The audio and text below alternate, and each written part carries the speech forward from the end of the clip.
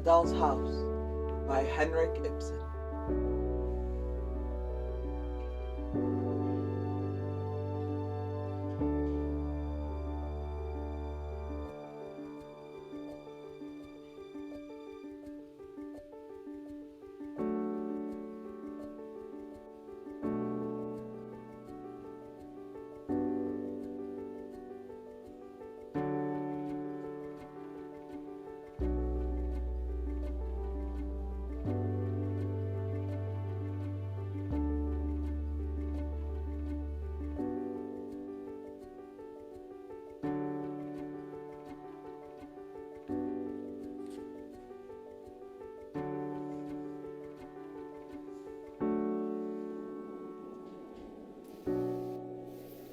Hi, my name is Jacqueline Elisabeth, and I'm Nora.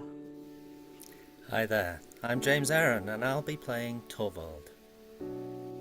Hi, my name is Amber Champ. I'll be playing Mrs. Christine Linde. Hello, I'm Jonathan Udlock, and I'm playing the part of Dr. Rank. I'm Spencer Pilcher, and I'm playing Krogstad. Hello, I'm Megha Shetty, and I'm playing Anne, the maid, as well as the porter.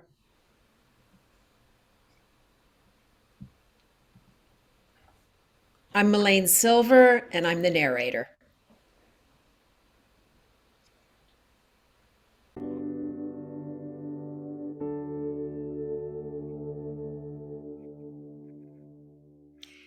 A room furnished comfortably and tastefully, but not extravagantly. A bell rings in the hall. Shortly afterwards, the door is heard to open. Nora carries a number of parcels. These she lays on the table to the right.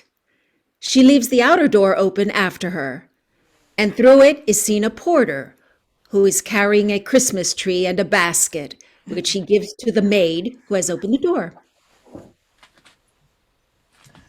Helen, hide the Christmas tree carefully.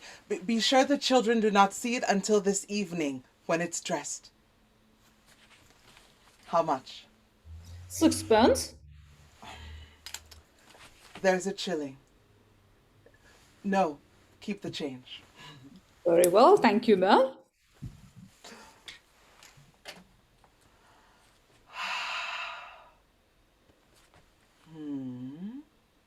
Yes, he is in.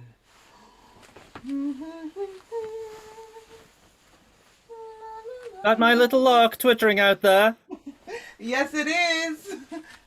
Is it my little squirrel bustling about? Yes. When did my squirrel come home? Just now. Come in here and see what I've bought, Torvald. Don't disturb me.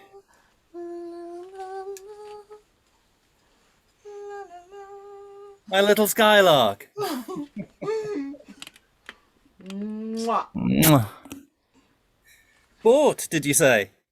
All these things? Has my little spendthrift been wasting money again? Yes, but Torvald, this year we really can let ourselves go a little. This is the first Christmas that we have not needed to economize. Still, you know, we can't spend money recklessly. Yes, Torvald. We may be a wee bit more reckless now, mayn't we? Just a tiny wee bit. You are going to have a big salary and earn lots and lots of money. Yes, after the new year. But then it will be a whole quarter before the salary is due. Pooh, we can borrow until then. Nora! Oh, the same little featherhead. Suppose now that I borrowed £50 today and you spent it all in the Christmas week. And then on New Year's Eve, a slate falls on my head and killed me and... Oh, don't say such horrid things. Still, suppose that happened. What then? If that were to happen, I don't suppose I should care whether I owed money or not.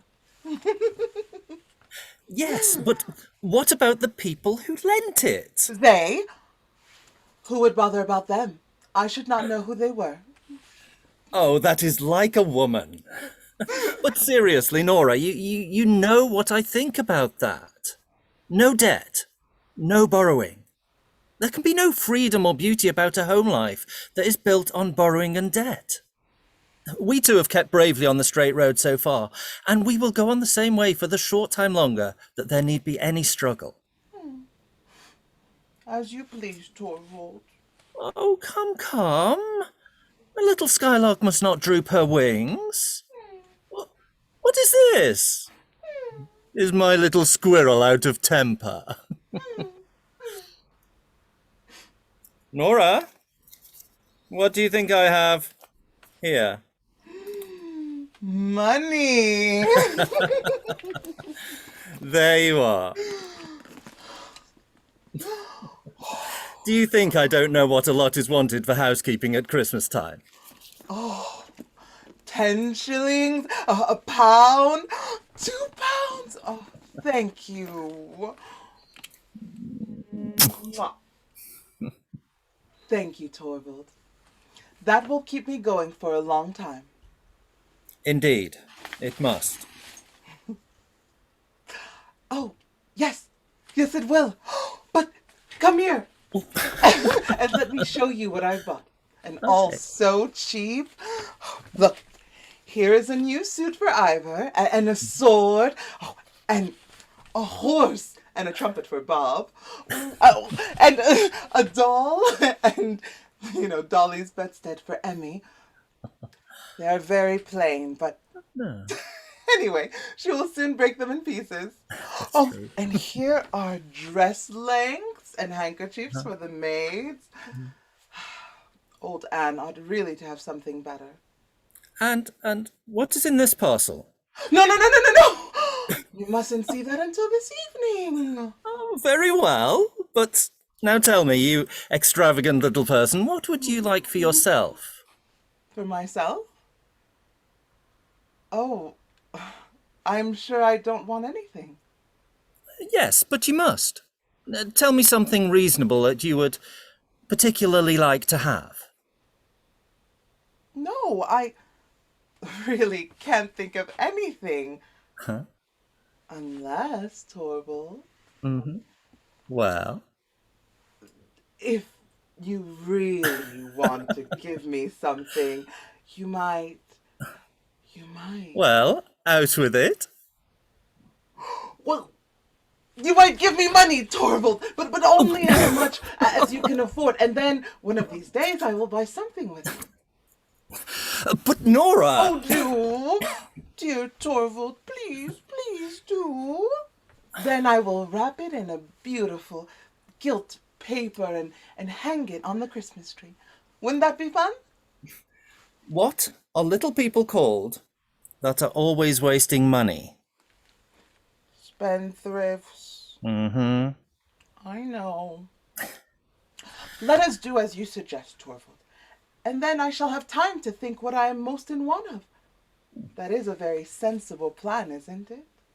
Indeed it is. That is to say, if you were really to save out of the money that I give you, and then to really buy something for yourself. But if you spend it all on the housekeeping and any number of unnecessary things, then I merely have to pay up again. Oh, but Torvald. You can't deny it, my dear little Nora. It's a sweet little spendthrift, but she uses up a deal of money. One would hardly believe how expensive such little persons are. It's a shame to say that. I do really save all I can. That's very true. All you can. But you can't save anything. You haven't any idea how many expenses we skylarks and squirrels have, Torvald. You are an odd little soul. Very like your father. You always find some new way of wheedling money out of me, and as soon as you have got it, it seems to melt in your hands. You never know where it has gone. Still, one must take you as you are. It is in the blood, for indeed it is true that you can inherit these things, Nora. I wish I'd inherited many of Papa's qualities. And I would not wish you to be anything but just what you are. My sweet little skylark. But you know, It strikes me that you are looking rather, what shall I say, rather uneasy today. Do I? You do, really. Look straight at me. Well? Hasn't Miss Sweet-Tooth been breaking the rules in town today? No! What makes you think that? Hasn't she paid a visit to the confectioner's? No, I assure you, Torvald. Not been nibbling sweets? No, certainly not. Not even taken a bite at a No! macaroon or two? No, Torvald, I assure you, really. There! Of course, I was only joking. I should not think of going against your wishes. No, I'm sure of that. Besides, you gave me your word. Keep your little Christmas secrets to yourself, my darling. They will all be revealed tonight when the Christmas tree is lit, no doubt. Did you remember to invite Dr. Rank? No.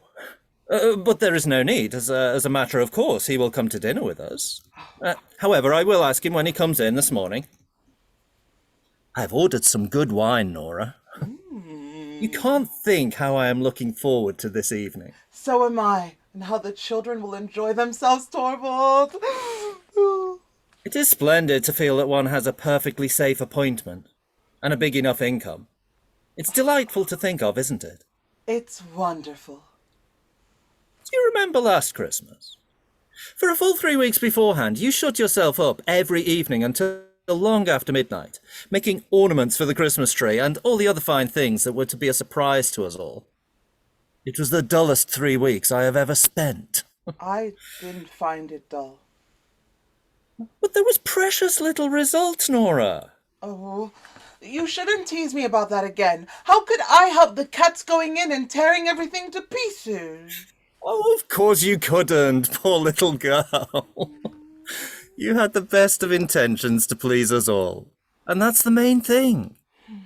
But it is a good thing that our hard times are over. Yes, it is really wonderful. This time, I needn't sit here and be dull, all alone.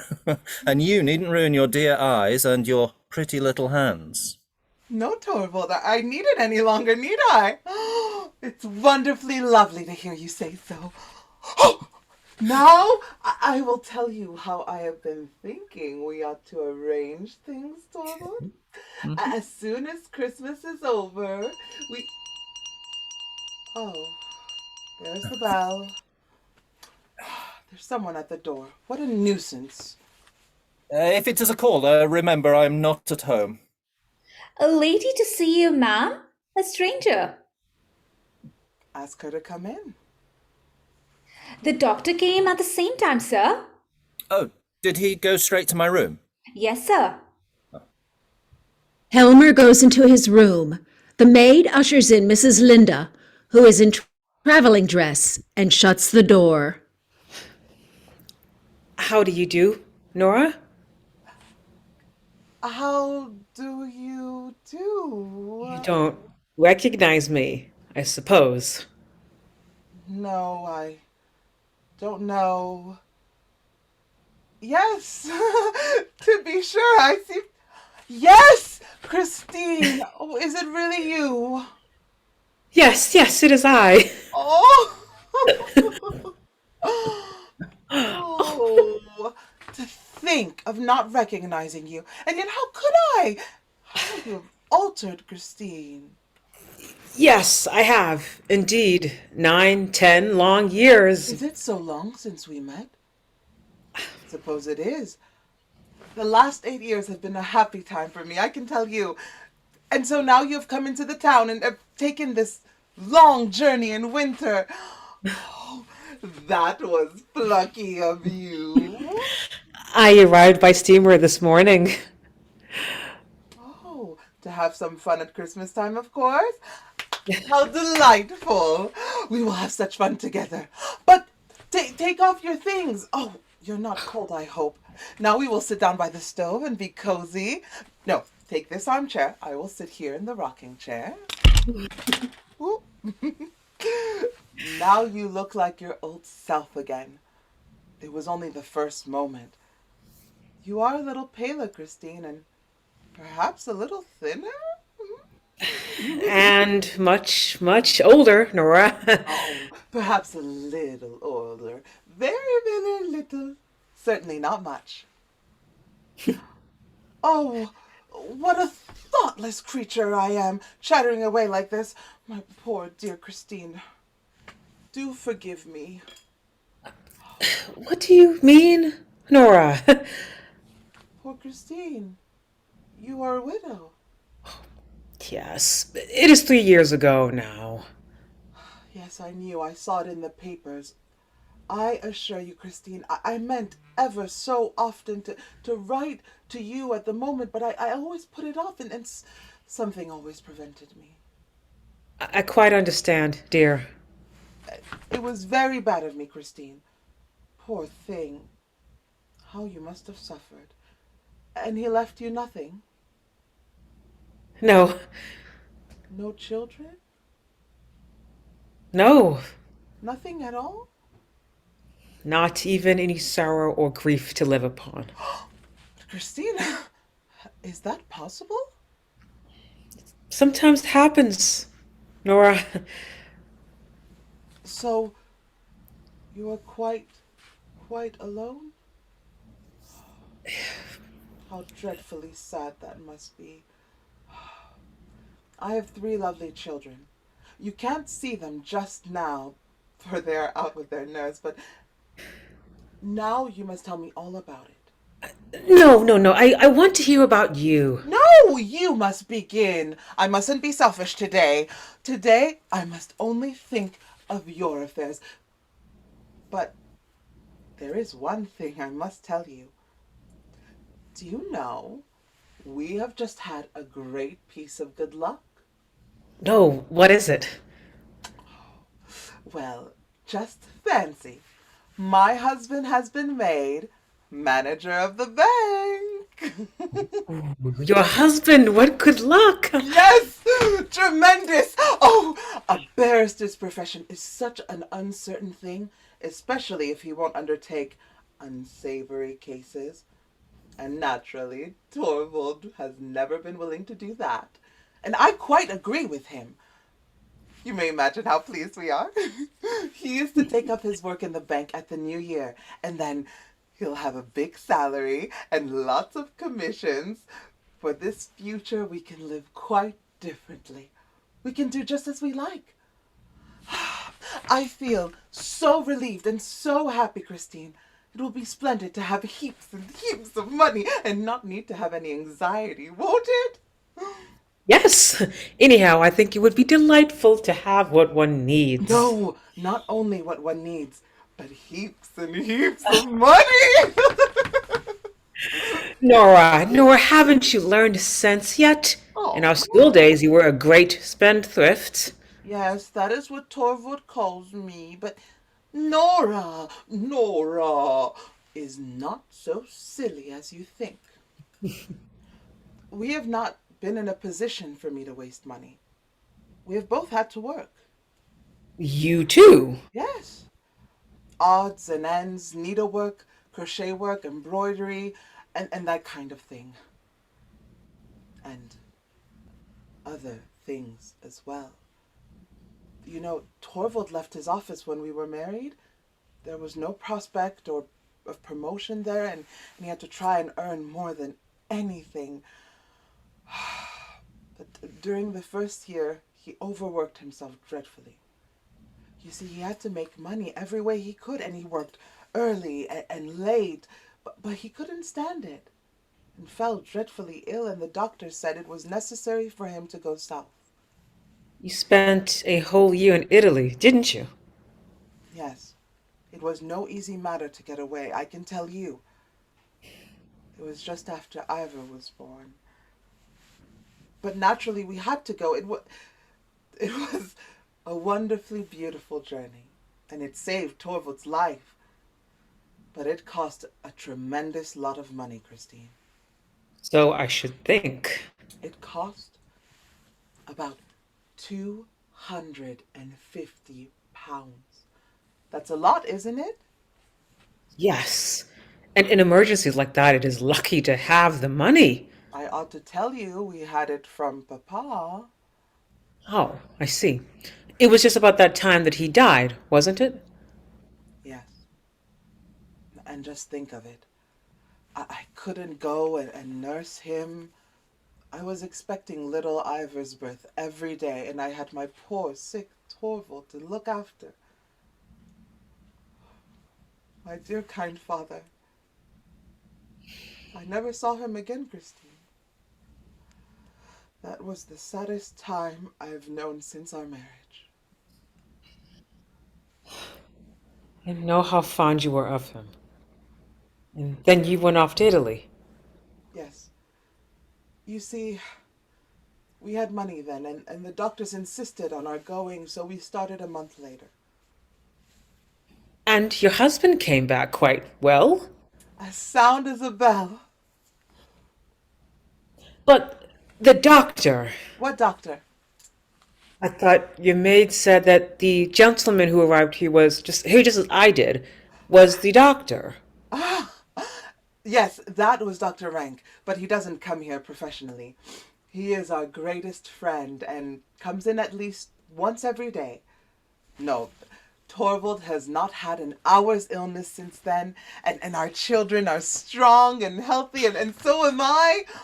Oh, Christine, it's good to be alive and happy. But how horrid of me. I'm talking of nothing but my affairs. You mustn't be angry with me. Tell me, is it really true that you did not love your husband? Why did you marry him? My mother was alive then and was bedridden and helpless, and I had to provide for my two younger brothers, so I did not think I was justified in refusing his offer. No, perhaps you were quite right. He was rich at the time then? I believe he was quite well off, but his business was a precarious one, and when he died, it all went to pieces and there was nothing left. And then? Well, I had to turn my hand to anything I could find. First a small shop, then a small school, and so on. The last 3 years have seemed like one long working day with no rest. Now it is at an end, Nora. My poor mother needs me no more, for she is gone. And the boys do not need me either. They have got situations and can shift for themselves. What a relief you must feel if... No, indeed, no.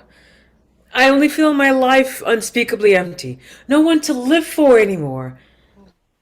And that was why I could not stand the life in my little backwater any longer. I hope it may be easier to find something which will busy me and occupy my thoughts. If only I could find the good luck to get some regular work, office work of some kind.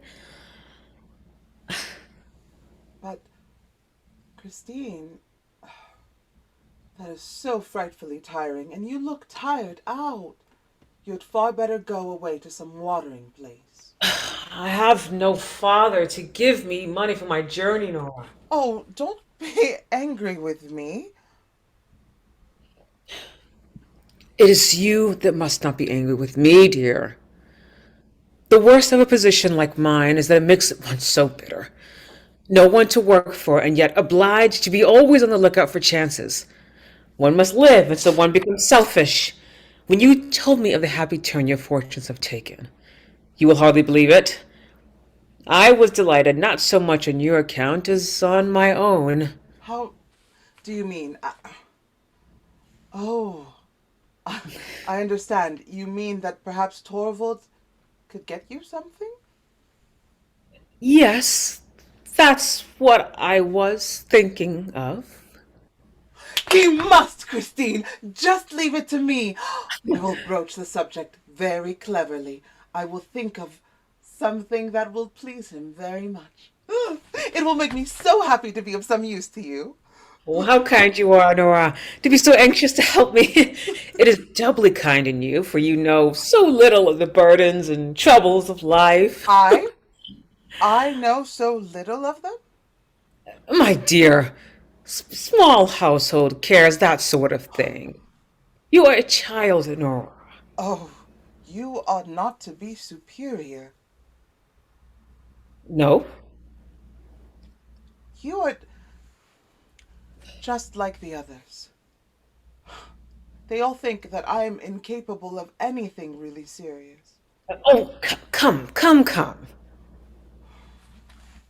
That I have gone through nothing in this world of cares. But, my dear Nora, you have just told me all your troubles. Fool, those were trifles. I've not told you the important thing. The important thing? What do you mean? You look down upon me altogether, Christine, but you ought not to. You're proud, aren't you, of having worked so hard and so long for your mother? Indeed. I don't look down on anyone. But it is true that I am both proud and glad to think that I was privileged to make the end of my mother's life almost free from care. And you are proud to think of what you have done for your brothers? I think I have the right to be. I think so too. But now listen to this. I too have something to be proud and glad of. I have no doubt you have, but what do you refer to? Shh, speak low. Suppose Torvald were to hear. He mustn't on any account. No one in the world must know, Christine. Except you. But what is it? Come here. Now I will show you that I too have something to be proud and glad of. It was I who saved Torvald's life. Saved how? I told you about our trip to Italy. Torvald would never have recovered if he had not gone there. Yes, but your father gave you the necessary funds. Yes, that is what Torvald and all the others think, but But Papa didn't give us a shilling. It was I who procured the money. you? All that large sum? 250 pounds. What do you think of that? But Nora, how could you possibly do it? Did you win a prize in the lottery? Lottery? There would have been no credit in that. But where did you get it from then? Nora.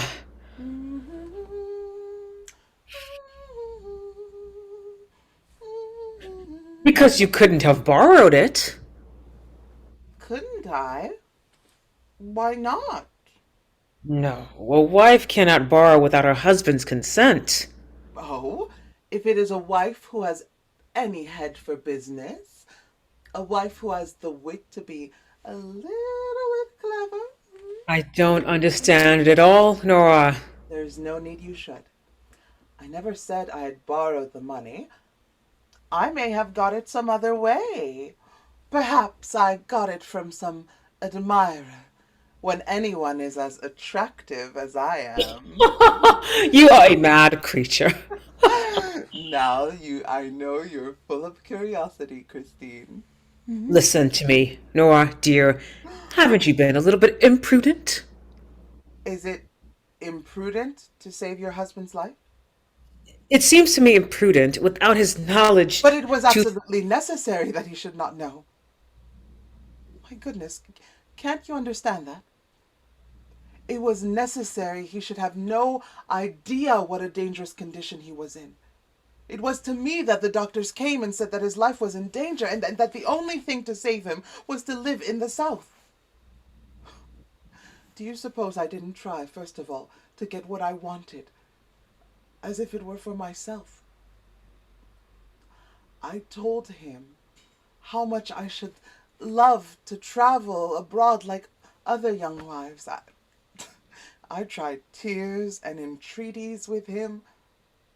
I told him that he ought to remember the condition I was in, and that he ought to be kind and indulgent to me. I even hinted that he might raise a loan. That nearly made him angry, Christine. He said I was thoughtless, and that it was his duty as my husband not to indulge me in my whims and caprices, as I believed, called them. Very well, I thought. He must be saved. And that was how I came to devise a way out of the difficulty. And did your husband never get to know from your father that the money had not come from him? No, never. Papa died just at that time. I had meant to tell him and beg him never to reveal the secret, but he was so ill then. Alas, there was never any need to tell him. And since then, have you never told your secret to your husband? Good heavens, no! How could you think so? A man who has such strong opinions about these things. And besides, how painful and humiliating it would be for Torvald, with his manly independence, to know that he owed me anything? It would upset our mutual relations altogether. Our beautiful, happy home would no longer be what it is now. Do you mean to never tell him about it? Yes. Someday, perhaps. After many years, when I'm no longer as nice looking as I am now. Don't laugh at me. I mean, of course, when Torvald is no longer as devoted to me as he is now, when my dancing and dressing up and reciting have palled on him, then it may be a good thing to have something in reserve. What nonsense! That time will never come. Now what do you think of my great secret, Christine? Do you still think I am of no use? I can tell you, too, that this affair has caused me a lot to worry. It has been by no means easy for me to meet my engagement punctually.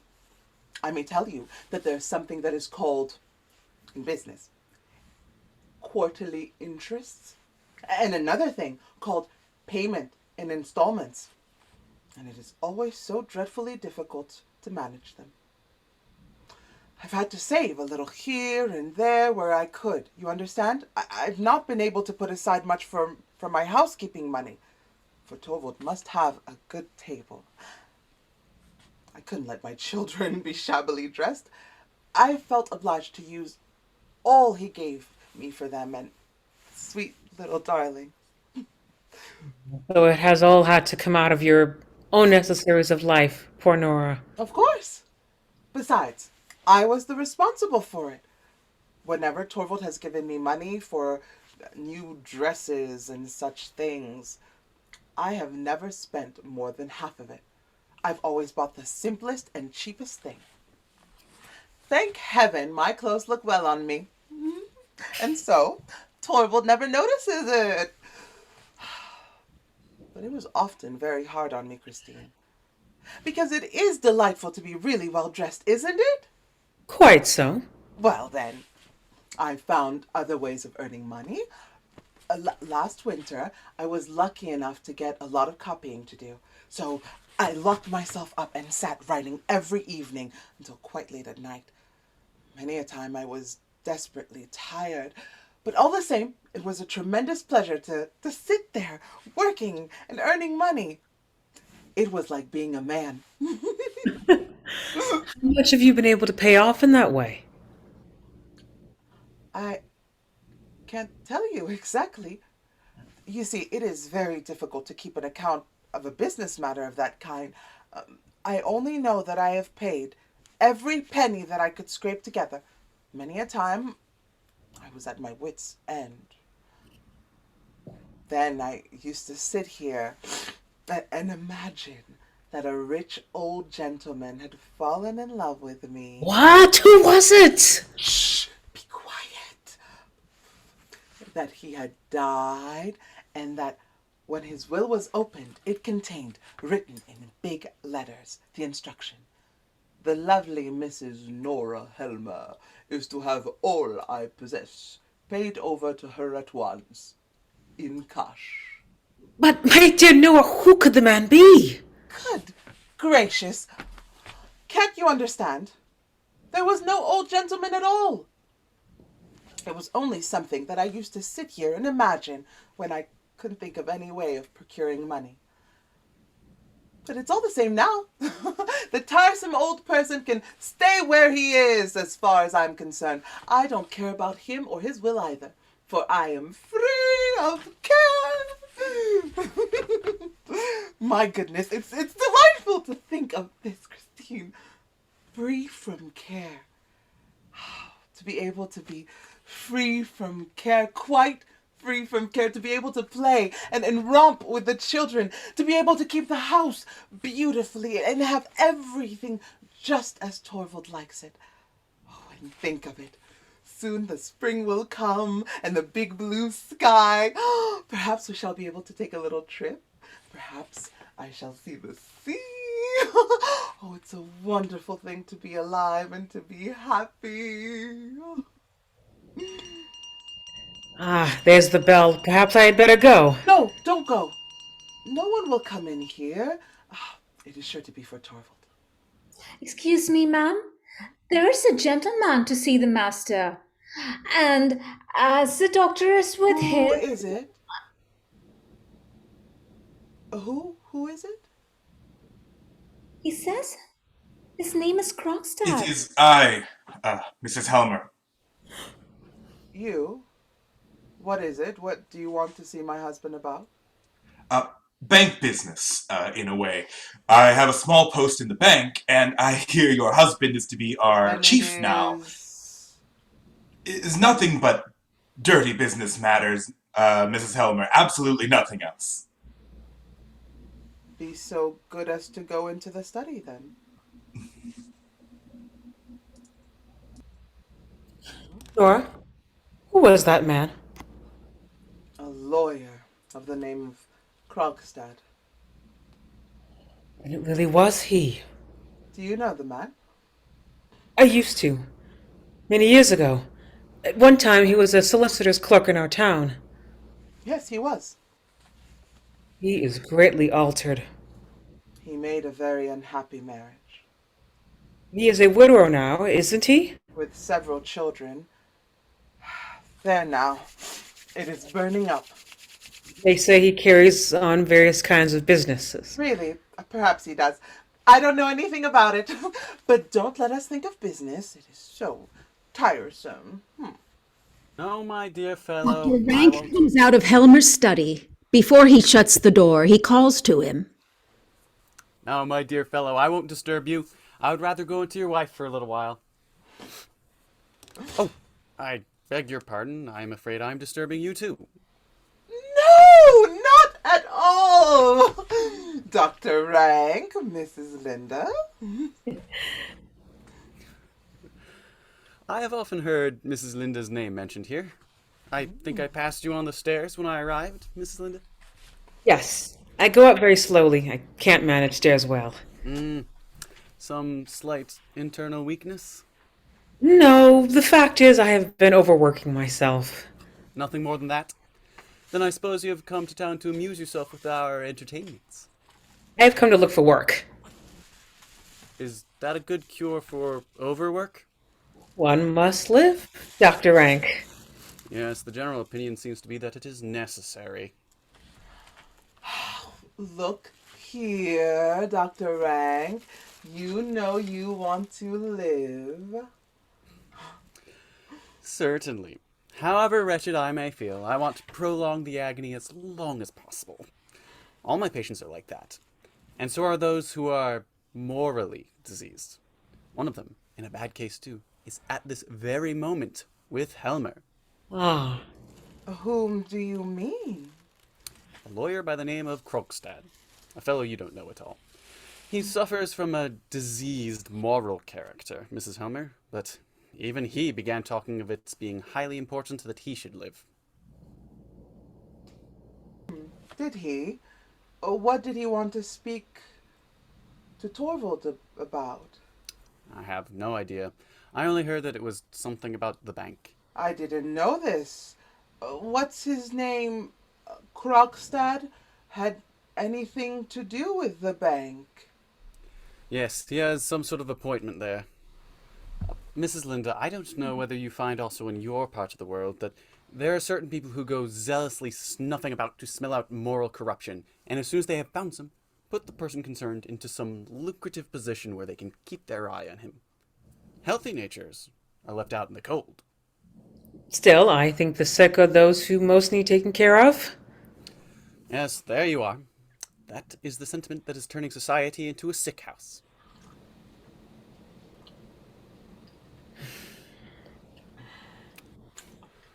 Why do you laugh at that, Nora? Have you any notion what society really is? What do I care about tiresome society?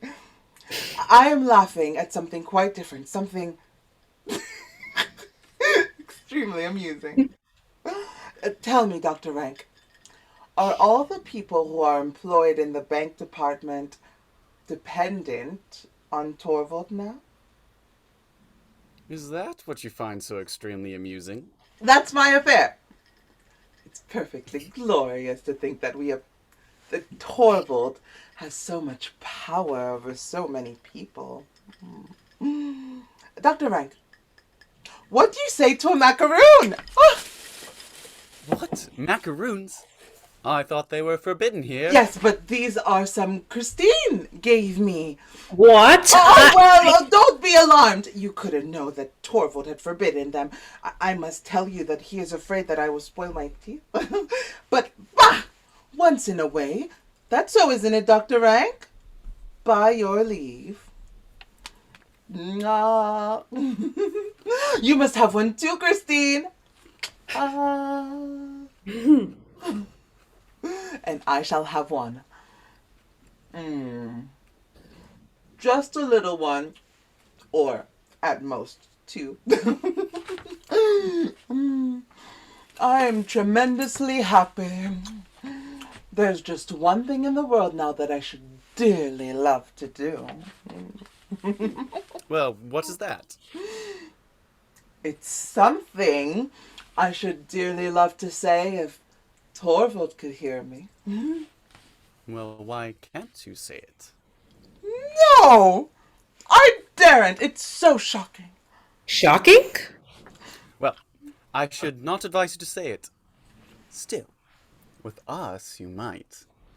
What is it you would so much like to say if Torvald could hear you? I should just love to say, well, I'm damned! Are you mad? Nora, dear. Oh, say it. Here he is. Oh, hush, hush, hush! Elmer comes out of his room with his coat over his arm and his hat in his hand. Well, Torvald, dear, have you got rid of him? Yes, he's just gone. Let me introduce you. This is Christine, who has come to town. Christine. Excuse me, but I don't know that we've... This is Linde, dear. Christine, Linde. Oh, of course. School friend of my wife's, I presume. Yes, we have known each other since then. And just think, she has just taken a long journey in order to see you. What do you mean? No, really, Christine is tremendously clever at bookkeeping, and she's frightfully anxious to work under some clever man so as to perfect herself. Very sensible, Mrs. Linde.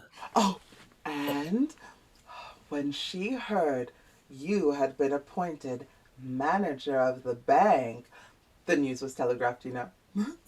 She traveled as quick as she could, Torvald. I'm sure you will be able to find something for Christine, for my sake, won't you? Well, it's not altogether impossible. I presume you are a widow, Mrs. Linde, Yes. and have had some experience of bookkeeping? Yes, a fair amount. Ah, well then it's very likely I may be able to find something for you. What did I tell you? What did I tell you? You have just come at a fortunate moment, Mrs. Linde. How am I to thank you? Oh, no need. But today, you must excuse me. Wait a moment. I will come with you. Ah, Rank brings his fur coat from the hall and warms it at the fire. Don't be long away, Torvald dear. Oh, about an hour. Not more. Mwah. Are you going too, Christine? Yes, I must go and look for a room. Oh, well then, we can walk down the street together.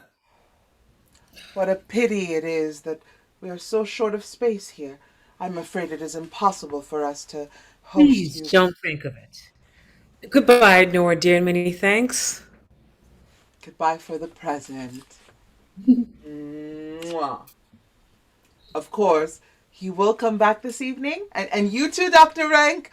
What do you say? If you're well enough. Oh, you must be. Wrap yourselves up well. They go to the door, all talking together. Children's voices are heard on the staircase. There they are. There they are. Come in. Come in. Oh. Mwah. Mwah. Oh, you sweet blessings. Look at them, Christine. Aren't they darlings? Don't let us stand here in the draft. Come along, Mrs. Linde. The place will only be bearable for a mother now. Frank, Helmer, and Mrs. Linde go downstairs. The nurse comes forward with the children. Laura shuts the hall door. Oh, how fresh and well they look. Such red cheeks, apples and cherries. The children all talk at once while she speaks to them. Have you had great fun? Huh? That's splendid. What? You pulled both Emmy and Bob along on the sled? Both at once? Oh, that was good. Yes. You are a clever boy, Ivor. Let me take the little one for a little bit, Anne. Oh. My sweet little baby. He takes the baby from the maid and dances it up and down. Oh, my baby doll. Yes. Yes. Mother will dance with Bob too. Yes. What? Have you been snowballing? I wish I had been there too. No. I will take their things off, Anne. Here. Let me do it.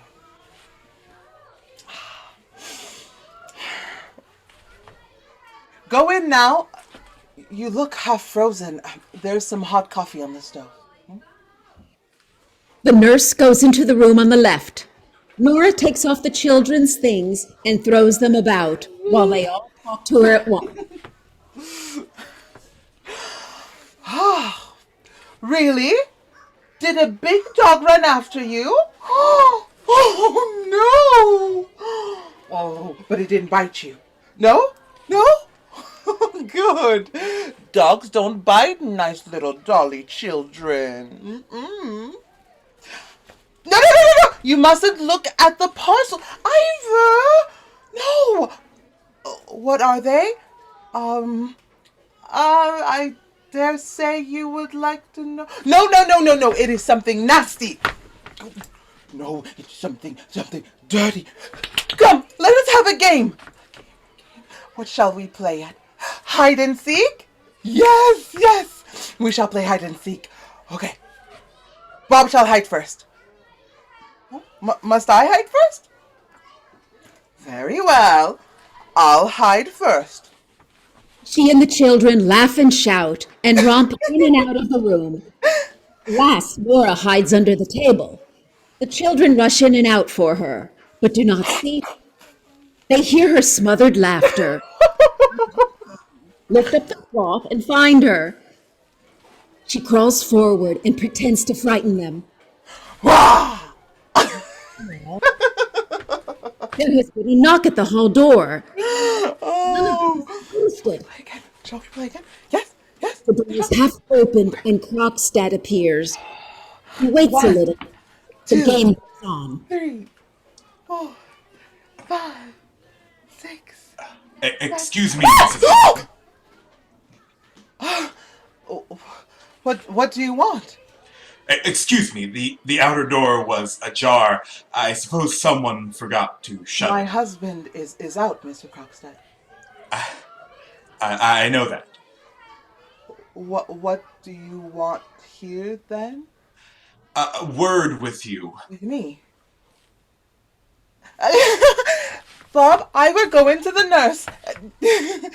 What? No, the strange man won't bother Mother and do her any harm. When he is gone, we will have another game. Mwah! Puts the children into the room on the left and shuts the door after them.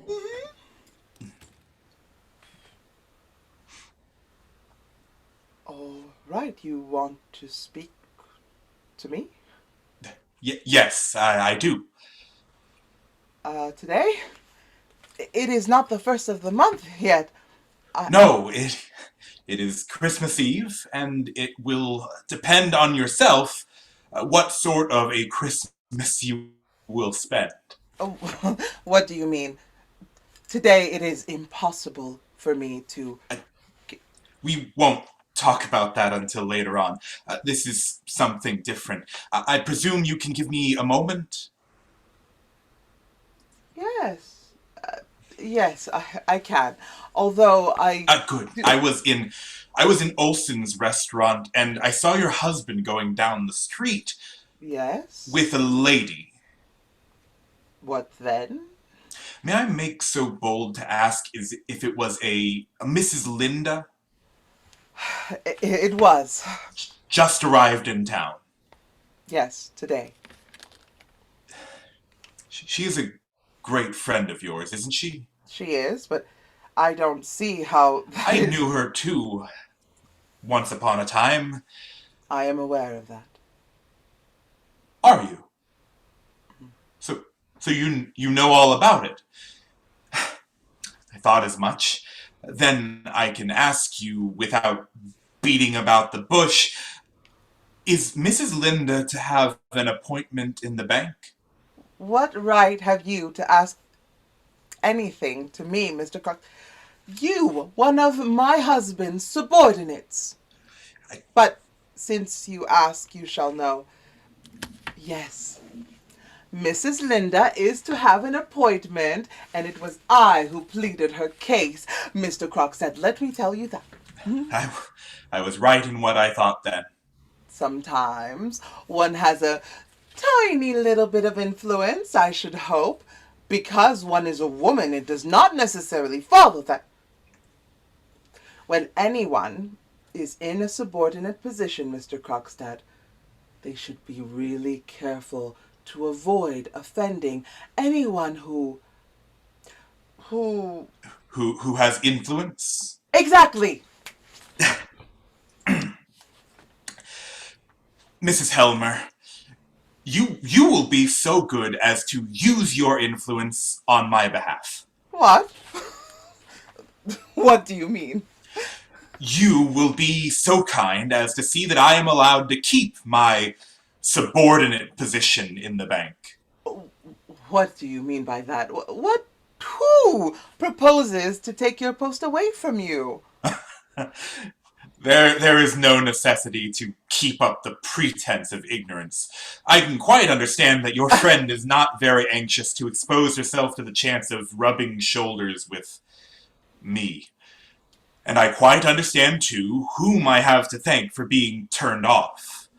But I assure you... Very likely. But to come to the point, the time has come when I should advise you to use your influence to prevent that. But Mr. Krogstad, I have no influence. Haven't you? I thought you just said yourself that... Naturally, I did not mean for you to put that construction on it.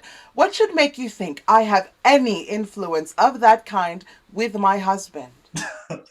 Oh, I have known your husband since our student days. I don't suppose he is any more unassailable than other husbands. If you speak slightingly of my husband, I shall turn you out of the house. You are bold, Mrs. Helmer. I'm not afraid of you any longer. As soon as the new year comes, I shall in a very short time be free of the whole thing. Listen to me, Mrs. Helmer. If necessary, I am prepared to fight for my small post in the bank as if I was fighting for my life. So it seems. It's not only for the sake of the money. Indeed, that weighs least with me in the matter. There is another reason. Well, I may as well tell you. My position is this.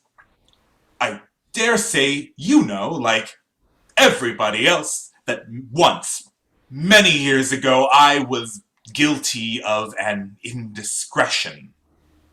I think I have heard something of the kind.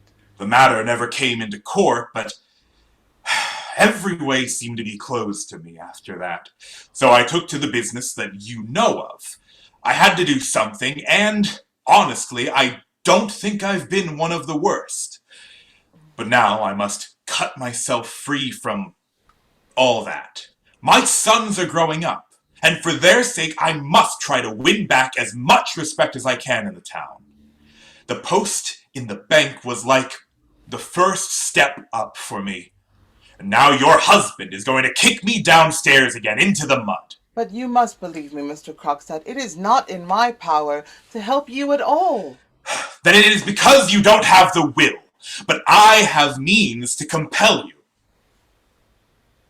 You don't mean that you will tell my husband that I owe you money? Suppose I were to tell him.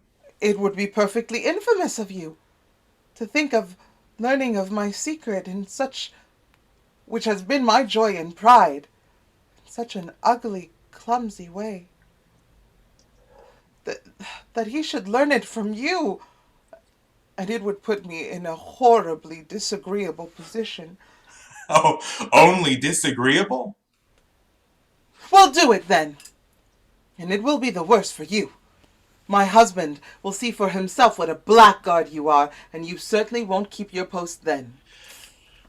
I asked you if it was only a disagreeable scene at home that you were afraid of.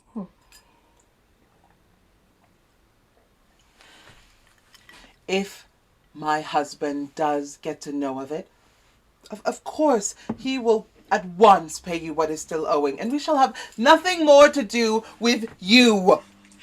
Listen to me, Mrs. Helmer. Either you have a very bad memory, or you know very little of business.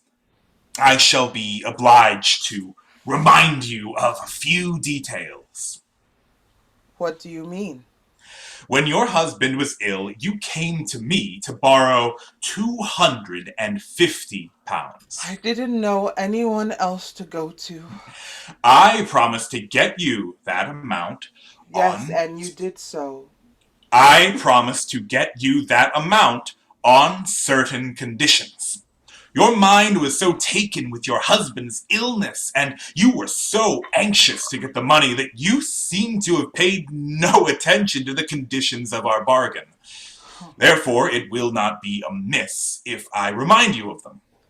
Now, I promised to get you the money on the security of a bond which I drew up. Yes, and which I signed. Good. But below your signature there were a few lines constituting your father a surety for the money. Those lines your father should have signed. Should? He did sign them. I had left the date blank. That is to say, your father should himself have inserted the date on which he signed the paper. Do you remember that? Yes, I think I remember. Then I gave you the bond to send by post to your father. Is that not so? Yes. And you naturally did so at once, because 5 or 6 days later, you brought me the bond with your father's signature. And then I gave you the money. Well, Haven't I been paying it off regularly? Fairly so, yes. But to come back to the matter at hand, that must have been a very trying time for you, Mrs. Helmer. It was, indeed. Your father was very ill, wasn't he? He was very near his end. And died soon afterwards? Yes. Tell me, Mrs. Helmer, can you, by any chance, remember what day your father died? On what day of the month, I mean? Papa died on the 29th of September. That is correct. I have ascertained it for myself. And as that is so, there is a discrepancy which I cannot account for. What discrepancy? I don't know of any. Your father died on the 29th of September, but look here, your father has dated his signature the 2nd of October. It is a discrepancy, isn't it? Can you explain it to me? It is a remarkable thing, too, that the words 2nd of October, as well as the year, are not written in your father's handwriting, but in one that I think I know. Well, of course it can be explained. Your father may have forgotten to date his signature, and someone else may have dated it haphazard, and before they knew of his death. There is no harm in that. It all depends on the signature of the name. And that is genuine, I suppose, Mrs. Helmer. It was your father himself who signed his name here? No, it was not. It was I that wrote Papa's name. Are you aware that is a dangerous confession? In what way? You shall have your money soon. Let me ask you a question. Why did you not send the paper to your father? It was impossible. Papa was so ill, if I had asked him for his signature, I should have had to tell him what the money was to be used for, and when he was so ill himself, I couldn't tell him that my husband's life was in danger. It was impossible. It would have been better for you if you had given up your trip abroad. No, that was impossible. That trip was to save my husband's life. I couldn't give that up. But did it never occur to you that you were committing a fraud on me? I couldn't take that into account. I didn't trouble myself about you at all. I couldn't bear you because you put so many heartless difficulties in my way, although you knew what a dangerous condition my husband was in. Mrs. Helmer, you evidently do not realize clearly what it is you have been guilty of. Oh. But I can assure you that my one false step, which cost me all my reputation, was nothing more or nothing worse than what you have done. You. Do you ask me to believe that you were brave enough to run a risk to save your wife's life? The law cares nothing about motives. Then it must be a very foolish law. Foolish or not, it is the law by which you will be judged if I produce this paper in court. I don't believe it. Is a daughter not to be allowed to spare her dying father anxiety and care? Is a wife not to be allowed to save her husband's life? I don't know much about the law, but I'm certain that there must be laws permitting such things as that. Have you no such knowledge of such laws? You who are a lawyer. You must be a very poor lawyer, Mr. Krogstad. Maybe. But matters of business, such business as you and I have had together, do you think I don't understand that? Very well. Do as you please. But let me tell you this. If I lose my position a second time, you shall lose yours with me.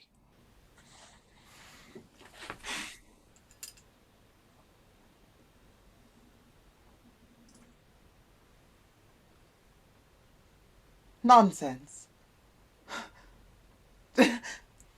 Trying to frighten me like that. I'm not so silly as he thinks. And yet...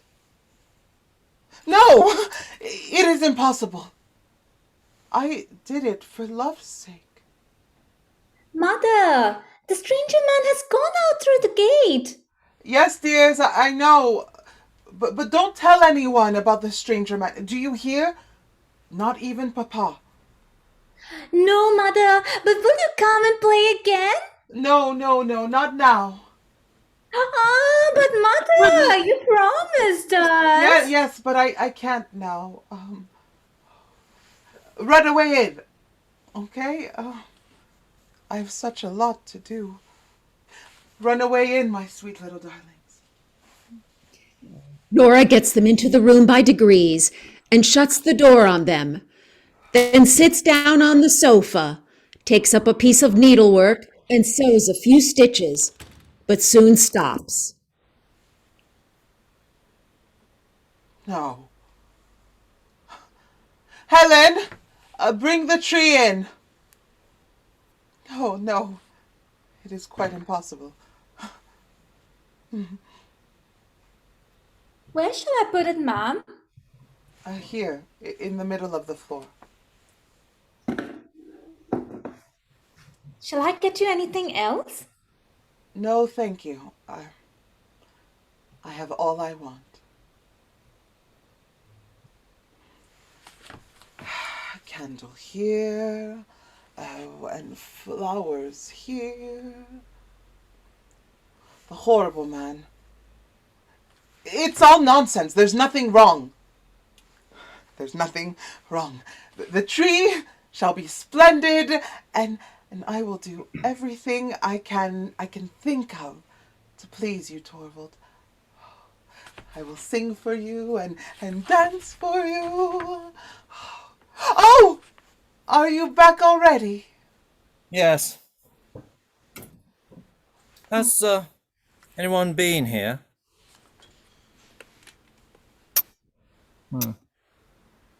Here? No. That is strange. I saw Krogstad going out of the gate. Did you? Oh, yes, I forgot. Krogstad was here for a moment. Nora, I can see from your manner that he has been here begging you to say a good word for him. Yes. And you were to appear to do it of your own accord. You were to conceal from me the fact of his having been here. Didn't he beg that of you too? Yes, Torvald, but... Nora! And you would be a party to that sort of thing, to have any talk with a man like that and give him any sort of a promise? And to tell me a lie into the bargain? A lie? Didn't you tell me now that no one had been here? My little songbird must never do that again. A songbird must have a clean beak with which to chirp. No false notes. That is so, isn't it? Yes, I'm sure it is. We will say no more about it. He sits down by the stove. How warm and snug it is in here. Torvald? Hmm? I'm looking forward tremendously to the fancy dress ball at the Stenbergs the day after tomorrow. How about you? And I'm not sure about my dress. It was very silly of me to want to do that. Because I can't hit upon anything that will do. Everything I think of seems so silly and insignificant. It's true. The Sternbergs' party is wonderful, and I'm curious to see what you are going to surprise me with. Well, are you very busy, Torvald? Well... What are all those papers? Bank business. Already? I've got authority from the retiring manager to undertake the necessary changes to the staff and to make the rearrangements of the work, and I must make my way through this and make use of the Christmas week for that, so as to have everything in order for the new year. Then that was why this poor Krogstad... If you hadn't been so busy, I should have asked you a tremendously big favor, Torvald. What is that? Tell me. There is no one has such good taste as you, and I do so want to look nice at the fancy dress ball, Torvald. Couldn't you take me in hand and decide what I shall go as and what sort of a dress I shall wear? Aha. So my obstinate little woman is obliged to get someone to come to her rescue. Yes, Torvald. I can't get along a bit without your help. Very well. I will think it over. We shall manage to hit upon something. That is so nice of you. How pretty the red flowers look. Oh.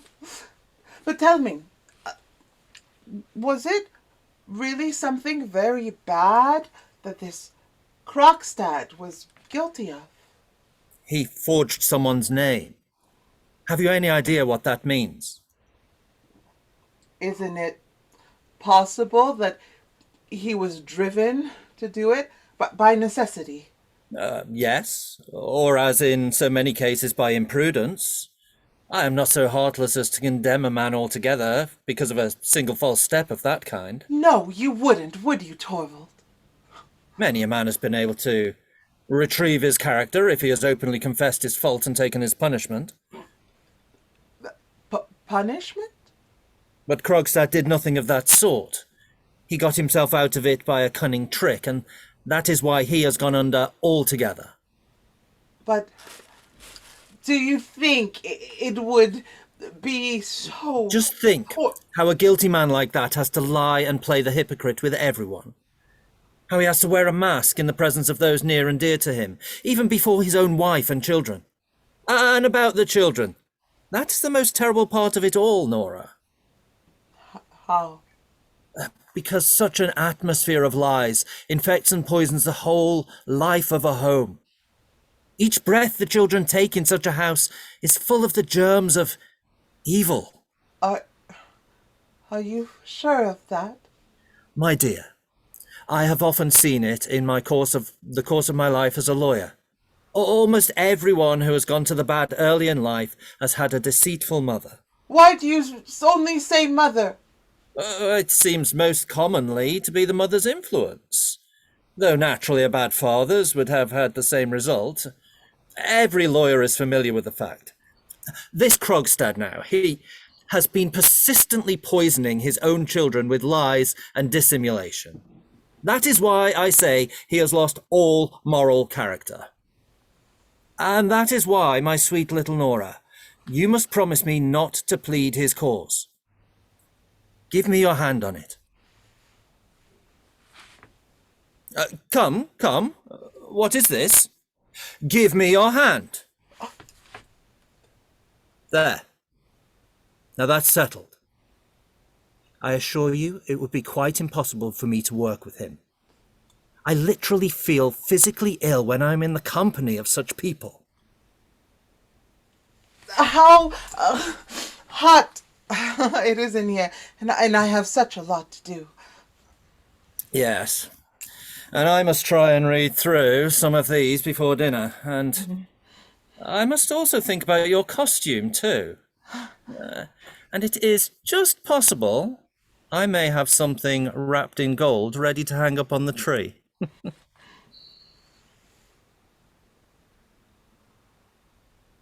My precious little singing bird. Mwah.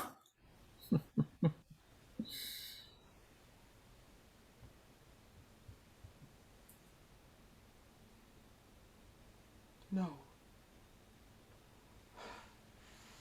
No, it isn't true. It's impossible. It must be impossible.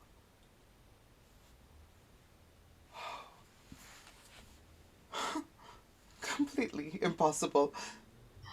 The little ones are begging so hard to be allowed to come into the mama. No. Don't let them come into me. You stay with them, Anne. Very well, ma'am. Deprave my little children? Poison my home?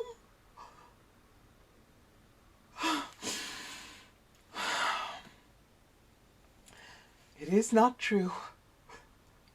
It can't possibly be true.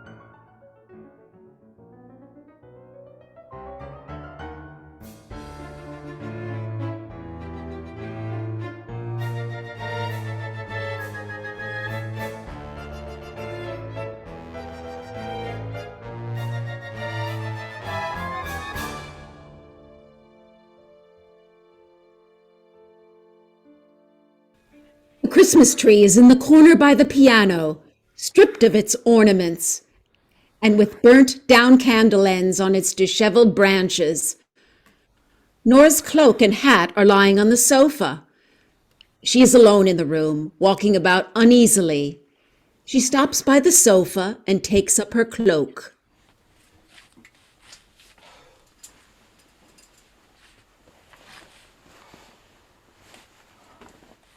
Someone is coming?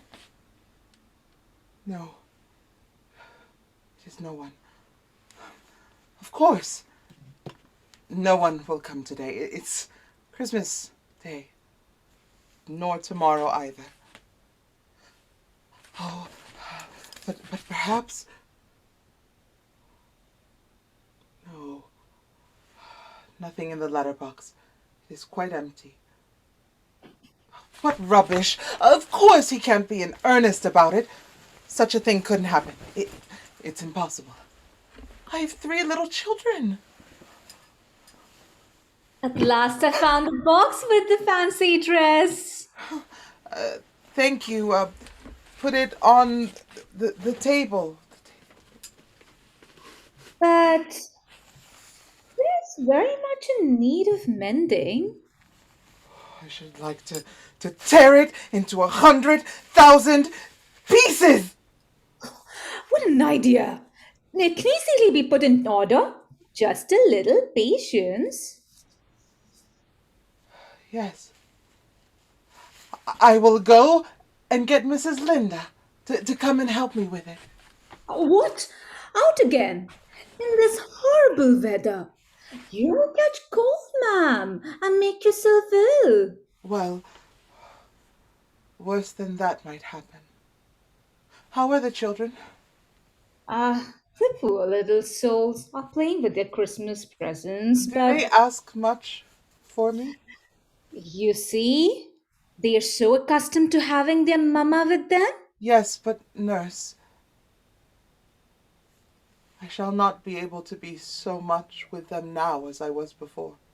Oh, well, young children get accustomed to anything. Do you think so? Do you think they would forget their mother if she went away altogether? Good heavens, went away altogether. Nurse, I want you to tell me something I've often wondered about. How could you have the heart to put your own child out among strangers? Well, if I wanted to be little Nora's nurse. Yes, but how could you be willing to do it?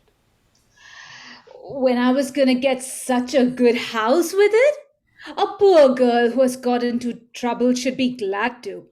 Besides, that wicked man didn't do a single thing for me. But I suppose your daughter has quite forgotten you. No, indeed she hasn't. She wrote to me when she was confirmed and when she was married. Oh, dear old Anne. You were a good mother to me when I was little. Little Nora, poor dear, had no other mother but me. And if my little ones had no other mother, I am sure you would. What nonsense I'm talking! Go into them. Now I must. You will see tomorrow how charming I shall look. I'm sure there will be no one at the ball so charming as you, ma'am.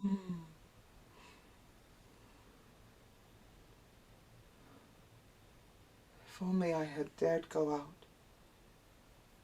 If only no one would come. If only I could be sure nothing would happen here in the meantime. Stuff and nonsense. No one will come. Only I mustn't think about it. I will brush my muff. Oh, what lovely, lovely gloves. Oh, out of my thoughts. Out of my thoughts. 1, 2, 3, 4, 5, 6. Oh, there's someone coming?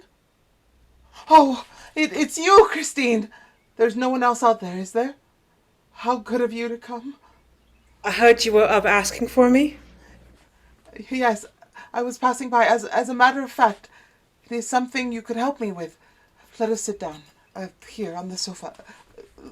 Look, here. Tomorrow evening there's to be a fancy dress ball at the Stenbergs who live above us, and Torvald wants me to go as a Neapolitan fisher girl and dance the tarantella that I learned at Capri. I see. You're going to keep up the character. Yes, Torvald wants me to. Look, here is the dress. Torvald had it made for me there, but now it's also torn, and I haven't any idea how. We will easily put that right. It's only some of the trimming come unsewn here and there. Needle and thread? Now then, that's all we want. It is nice of you. So, are you going to be dressed up tomorrow, Nora? I will tell you what. I shall come in for a moment and see you in your fine feathers. But I've completely forgotten to thank you for a delightful evening yesterday. Well, I don't think yesterday was as pleasant as usual. You ought to have come to town a little earlier, Christine. Certainly Torvald does understand how to make a house dainty and attractive. So do you, it seems to me. You are not your father's daughter for nothing. But tell me, is Dr. Rank always as depressed as he was yesterday? No. Yesterday it was very noticeable. I must tell you that he suffers from a very dangerous disease. He has consumption of the spine, poor creature. His father was a terrible man who committed all sorts of excesses, and that is why his son was sickly from childhood. Do you understand? But, my dearest Nora, how do you know anything about such things? Who? When you have had 3 children, you get visits now and then from from married women who know something of medical matters, and they talk about one thing or another. Does Dr. Rank come here every day? Every day, regularly. He's Torvald's most intimate friend, and a great friend of mine, too. He is just like one of the family. But tell me this. Is he perfectly sincere? I mean, isn't he the kind of man that is very anxious to make himself agreeable? Not in the least. What makes you think that? When you introduced him to me yesterday, he declared he had often heard my name mentioned in this house. But afterwards I noticed that your husband hadn't the slightest idea who I was. So how could Dr. Rank... That is quite right, Christine. Torvald is so absurdly fond of me that he wants me absolutely to himself, as he says. At first, he used to seem almost jealous if I mentioned any of the dear folks at home, so naturally, I gave up doing so. But I often talk about such things with Dr. Rank because he likes hearing about them. Listen to me, Nora. You are still very childlike in many things, and I'm older than you in many ways and have a little more experience. Let me tell you this. You ought to make an end of it with Dr. Rank. What? What ought I to make an end of? Two things, I think. Yesterday, you talked some insane nonsense about a rich admirer who was to leave you money. An admirer who doesn't exist, unfortunately. But what then? Is Dr. Rank a man of means? Yes, he is. And has no one to provide for? No, no one. But he... You say every day? Yes, I told you so. But how can this well-bred man be so tactless? I don't understand you at all. Don't prevaricate, Nora. Do you suppose I don't guess who lent you the £250? Are you out of your sense? How can you think of such a thing? A friend of ours who comes here every day. Do you realize what a horribly painful position that would be? Then it really isn't he? No! Certainly not. It would never have entered into my head for a moment. Besides, he had no money to lend then. He came into his monies afterwards. Well, I think that was lucky for you, my dear Nora. No, it would never have come into my head to ask Dr. Rank. Although I'm quite sure that if I'd asked him... But of course you won't. Of course not.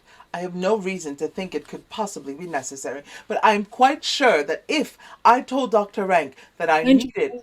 back? I must make an end of it with the other one, and that will be behind his back too. I must make an end of it with him.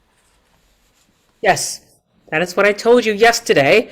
A man can put a thing like that straight much easier than a woman. My husband, yes. Nonsense! When you pay off a debt, you get your bond back, don't you?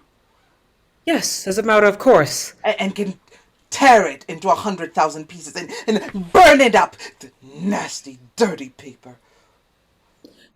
Nora, you were concealing something from me. Do I look as if I were? Something has happened to you since yesterday morning. Nora, what is it? Christine. What is going Hush! on? There's Torvald come home. Do you mind going into the children for the present? Torvald cannot bear to see dressmaking going on. Let Anne help you. Certainly. But I am not going away from here until we've had it out with one another. He goes into the room on the left as Helmer comes in from the hall.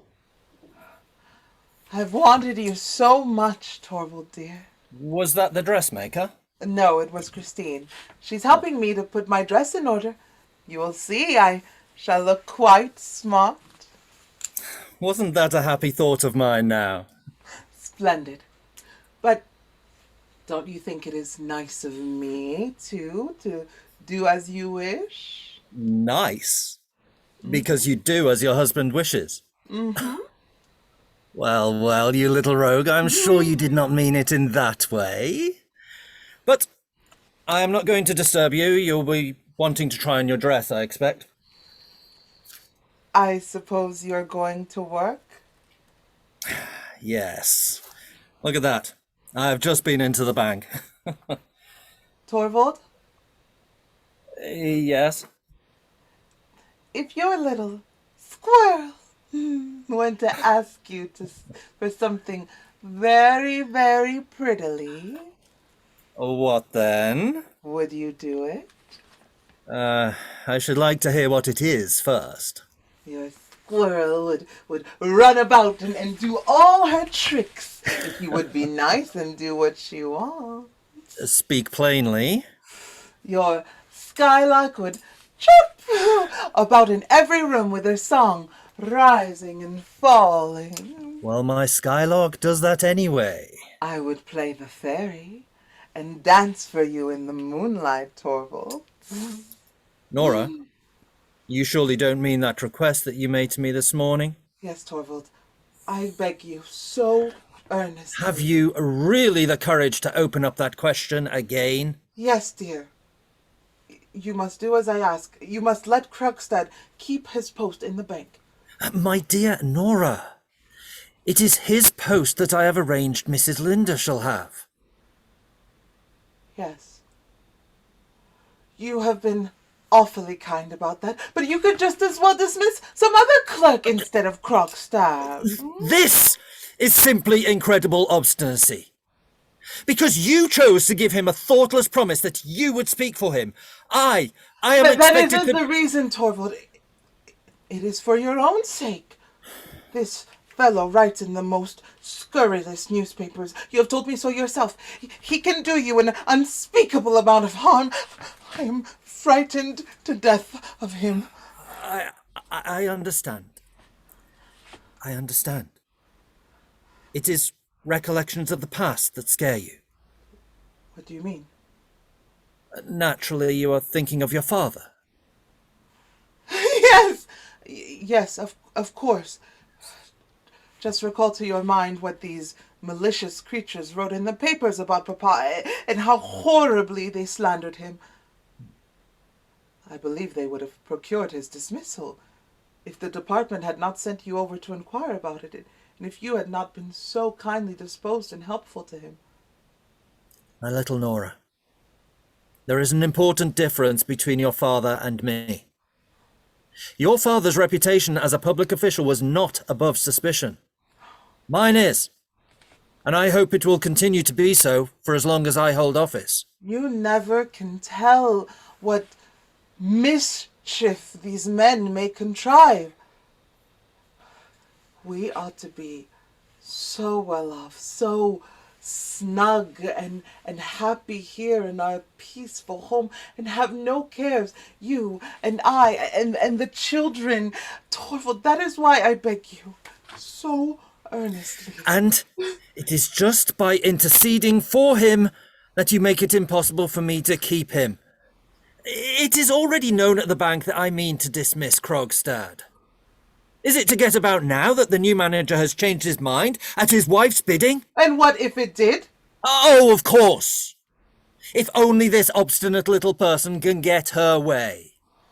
Do you suppose I am going to make myself ridiculous before my whole staff? To let people think that I am a man to be swayed by all sorts of outside influence? Oh, I should very soon feel the consequences of it, I can tell you. And besides, there is one thing that makes it quite impossible for me to have Krogstad in the bank as long as I am manager. Whatever is that? His moral failings I might perhaps have overlooked if necessary. Yes, you could. Couldn't you? And I hear he is a good worker too. But I knew him when we were boys. It was one of those rash friendships that so often prove an incubus in afterlife. I may as well tell you plainly, we were once on very intimate terms with one another. But this tactless fellow lays no restraint on himself when other people are present. On the contrary, he thinks it gives him the right to adopt a familiar tone with me, and every minute it is, "Oh, I say, Helmer, old fellow," and that sort of thing. I assure you, It is extremely painful to me. He would make my position in the bank intolerable. Torvald, I don't believe you mean that. Don't you? Why not? Because it is such a narrow-minded way of looking at things. What are you saying? Narrow-minded? Do you think I am narrow-minded? No, just the opposite, dear, and it is exactly for that reason. It's the same thing. You say my point of view is narrow-minded, so I must be so too. Narrow-minded! Very well. I must put an end to this. Helen! What are you going to do? Settle it.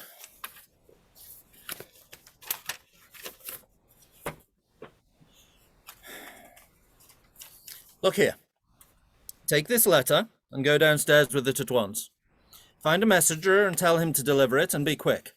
The address is on it, and here is the money. Very well, sir. Now then, little Miss Obstinate. Torvald, what was that letter? Krogstad's dismissal. Call her back, Torvald. There is still time. Oh, Torvald, call her back. Do it for my sake, for your sake, for the children's sake. Do you hear me, Torvald? Call her back! You don't know what that letter can bring upon us. It's too late! Yes. It's too late. My dear Nora, I can forgive the anxiety you are in, although really it is an insult to me. It is indeed, isn't it? An insult to think that I should be afraid of a starving quill driver's vengeance. But I forgive you nevertheless, because it is such eloquent witness to your great love for me. And that is how it should be, my own darling Nora. Come what will, you may be sure I shall have both courage and strength if they be needed. You will see I am man enough to take everything upon myself. What do you mean by that? Everything, I say. You will never have to do that. That's right. Well, we will share it. Nora, as man and wife should. That is how it shall be.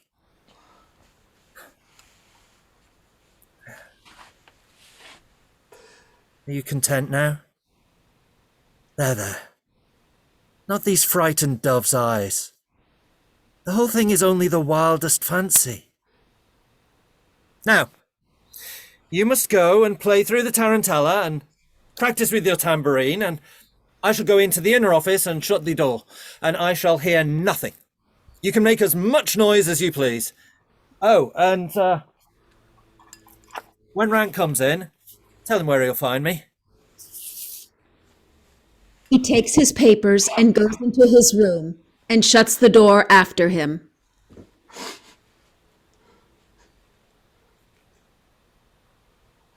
He was capable of doing it. He will do it. He will do it in spite of everything. No, not that. Never! Anything rather than that. Some help, some way out of it. I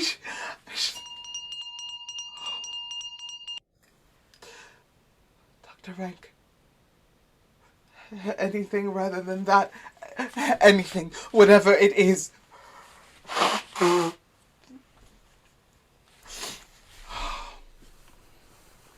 Good day, Dr. Rank. I knew your ring, but you mustn't go into Torvald now. I think he is busy with something. And you? You know very well I always have time for you. Thank you. I shall make use of as much of it as I can. What do you mean by that? As much of it as you can? Well, does that alarm you? It was such a strange way of putting it.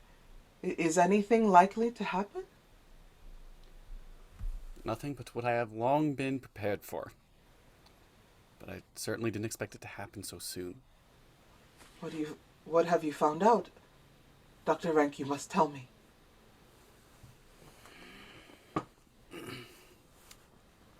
It is all up with me. It can't be helped. Is it about yourself? Who else? It is no use lying to oneself. I am the most wretched of all my patients, Mrs. Helmer. Lately, I've been taking stock of my internal economy. Bankrupt. Probably within a month I shall lie rotting in the churchyard. Oh, what an ugly thing to say. Oh, the thing itself is cursedly ugly. And the worst of it is that I shall have to face so much more that is ugly before that. I shall only make one more examination of myself. When I have done that, I shall know pretty certainly when it will be that the horrors of dissolution will begin. There's something I want to tell you. Helmer's refined nature gives him an unconquerable disgust at everything that is ugly. I won't have him in my sick room. Oh, but Dr. Rank... I won't have him there. Not on any account. I bar my door to him. As soon as I'm quite certain that the worst has come, I shall send you my card with a black cross on it. And then you will know that the loathsome end has begun. You're quite absurd today, and I wanted you so much to be in a really good humor. With death stalking beside me? To have to pay this penalty for another man's sin? Is there justice in that? In every single family, in one way or another, some such inexorable retribution is being exacted. Rubbish! Do talk of something cheerful. Oh, it's a mere laughing matter, the whole thing. My poor innocent spine has to suffer from my father's youthful amusements. I suppose you mean that he was too partial to asparagus and pâté de foie gras, don't you? Yes, and to truffles. Truffles, yes, and oysters too, I suppose. Oysters, of course, that goes without saying. And heaps of port and champagne. It is so sad that all these nice things should take their revenge on our bones. And especially that they should revenge themselves on the unlucky bones of those of us who have not had the satisfaction of enjoying them. Yes, that is the saddest part of it all.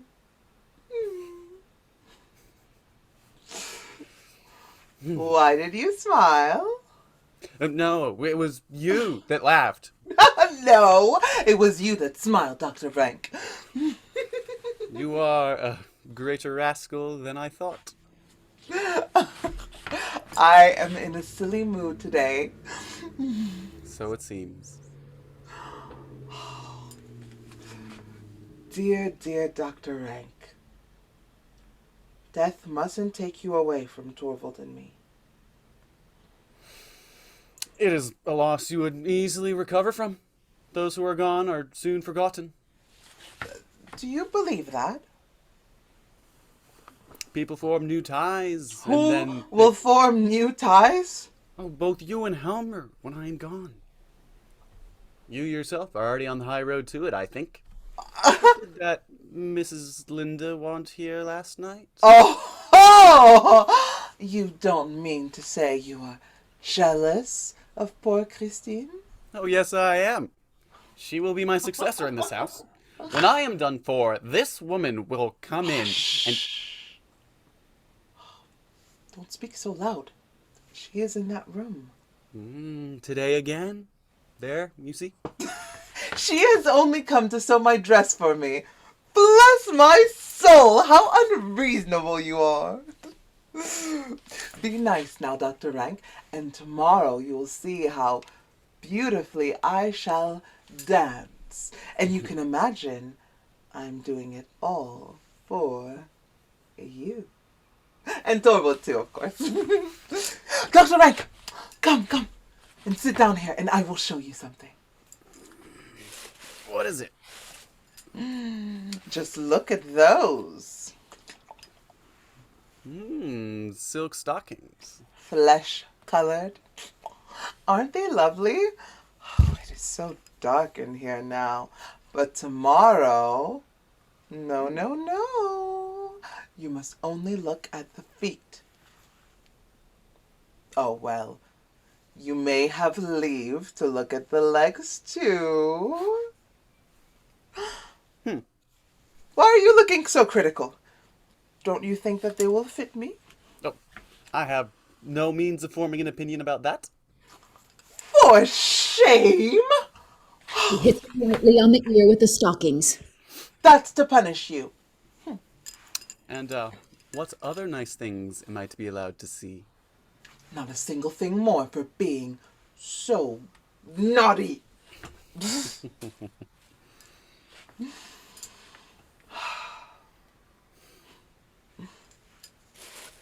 When I'm sitting here talking to you as intimately as this, I cannot imagine for a moment what would have become of me if I'd never come into this house.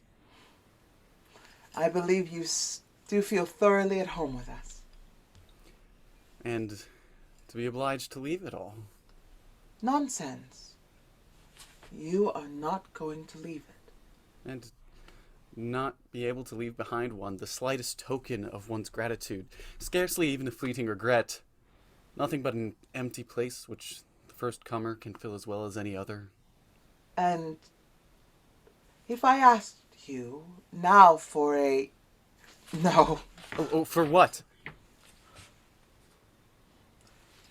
For a big proof of your friendship? Oh, yes. I mean, a tremendously big favor. Would you really make me so happy for once? Oh, but you don't know what it is yet. No. But tell me. I really can't, Dr. Rank. It is something out of all reason. It means advice and help and a favor. The bigger a thing it is, the better. I can't conceive what it is you mean. Do tell me. Haven't I your confidence? More than anyone else. I know you are my truest and bestest friend.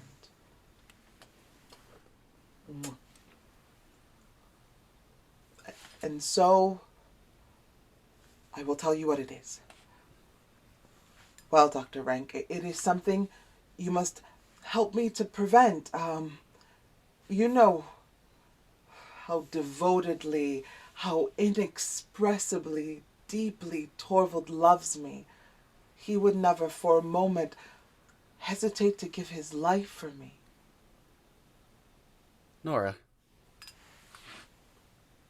do you think he's the only one? The only one? The only one who would gladly give his life for your sake?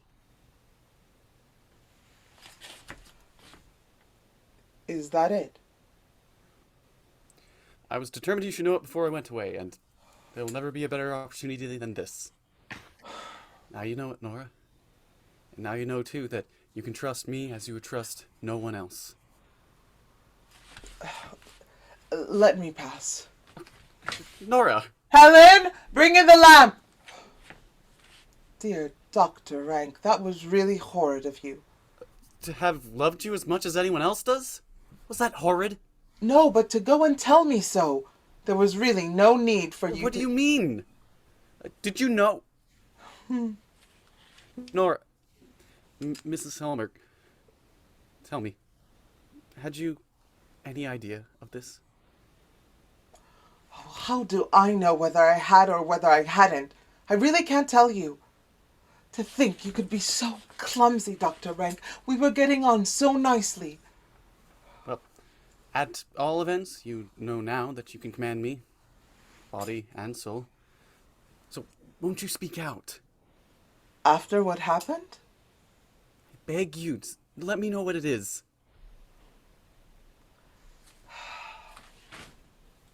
I can't tell you anything now.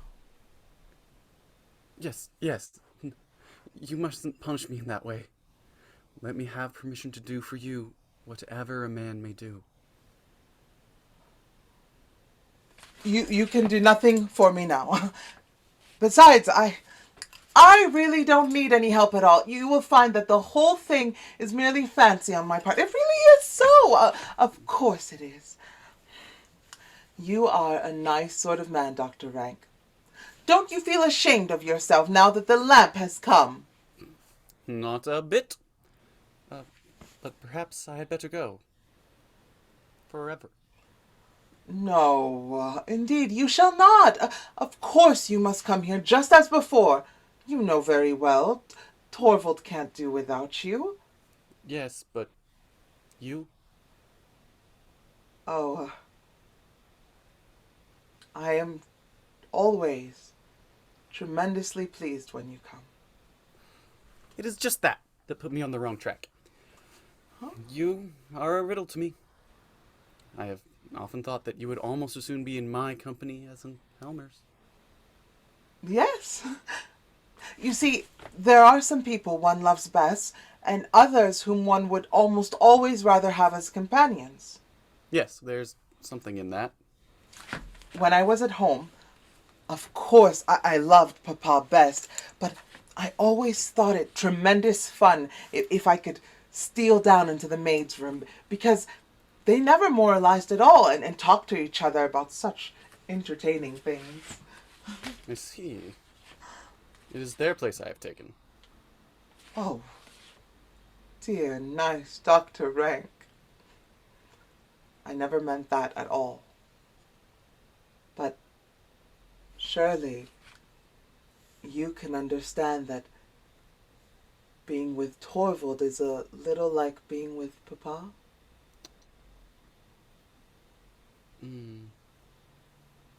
Yes.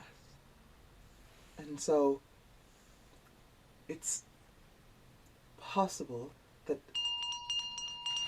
Oh! Well. Oh, is there anything wrong? No, not in the least. It's only something...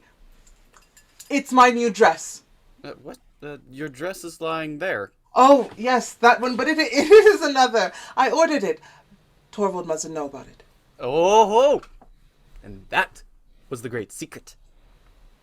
Of course! Just go into him. He is sitting in the inner room. Keep him as long as you... Make your mind easy. I won't let him escape.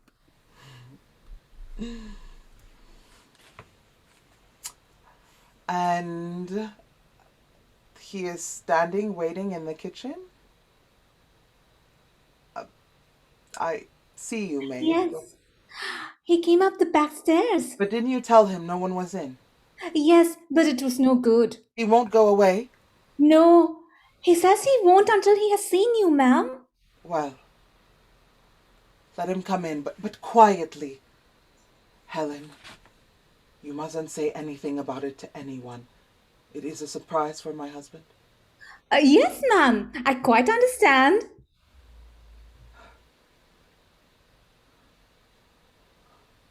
This dreadful thing is going to happen. It will happen in spite of me. No! It can't happen! It shan't happen! Nora bolts the door of Helmer's room. The maid opens the hall door for Krogstad and shuts it after him. He is wearing a fur coat, high boots, and a fur cap.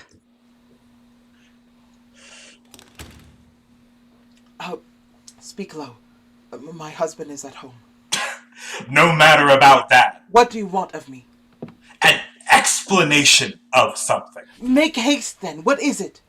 You know, then, I suppose, that I have gotten my dismissal. I couldn't prevent it, Mr. Krogstad. I fought as hard as I could on your side, but it was no good. Does your husband love you so little, then? He knows what I can expose you to, and yet he ventures... How can you suppose that he has any knowledge of the sort?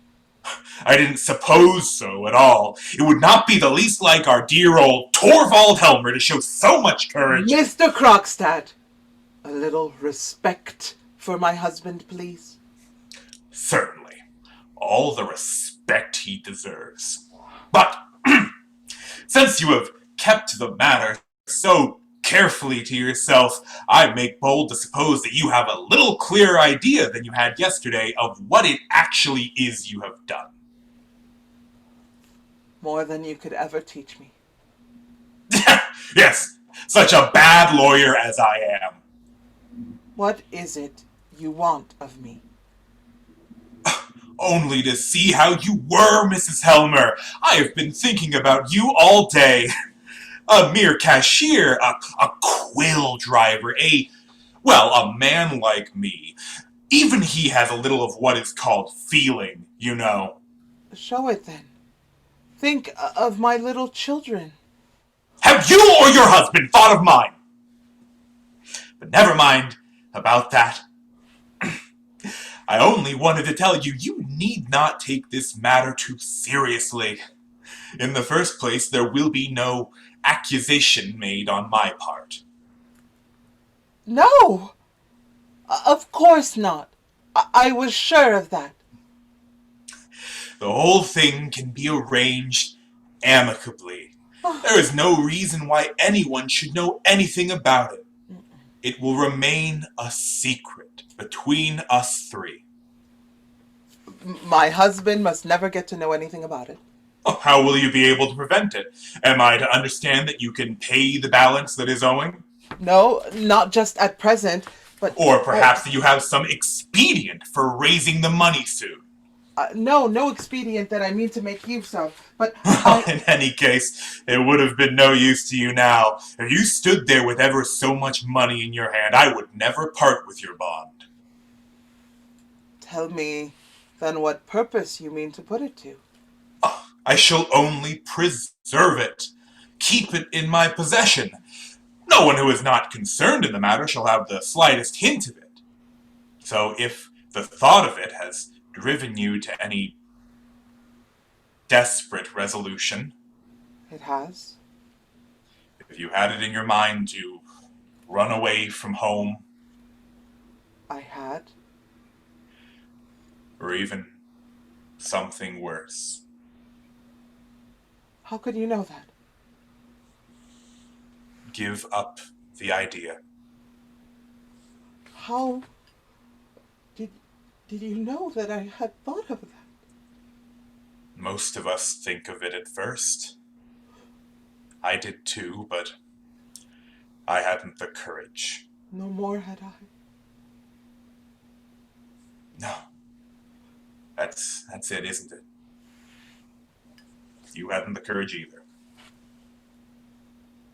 No. I haven't.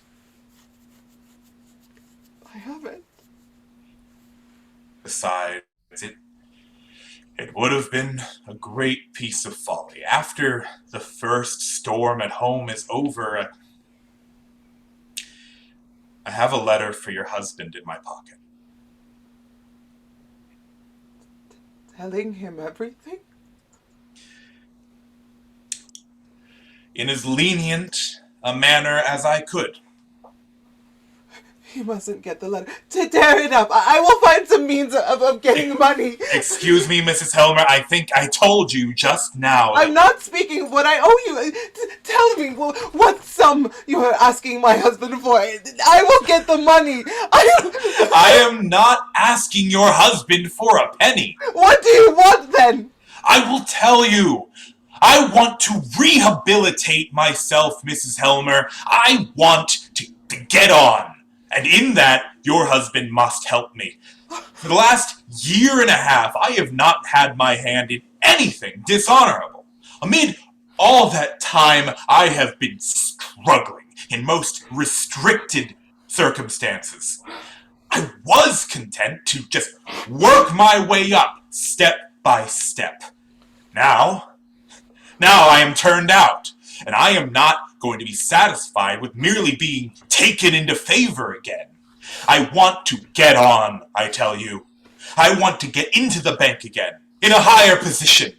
Your husband must make a place for me. That he will never do. He will. I know him. He dare not protest. And as soon as I am in there again with him, then you will see. Within a year, I shall be the manager's right hand. It will be Nils Krogstad and not Torvald Helmer that manages the bank. There's a thing that you will never see. Oh, do you mean that you will? I have courage. Enough for it now. Oh, you can't frighten me. A fine, spoilt lady. You will like see! You will see. Under the ice, perhaps, down into the cold, coal black water, and then, in the spring, to float up to the surface, all horrible and unrecognizable, with your hair fallen out. You can't frighten me. Nor you me. People don't do such things, Mrs. Helmer. Besides, what use would it be? I should have him completely in my power all the same. Afterwards, when I am no longer... Have you forgotten that it is I who has the keeping of your reputation?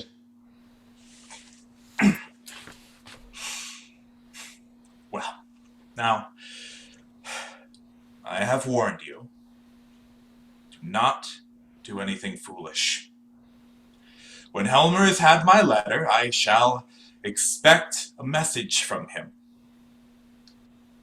Be sure you remember it is your husband himself who has forced me into such ways as this again. I will never forgive him for that. Goodbye, Mrs. Helmer.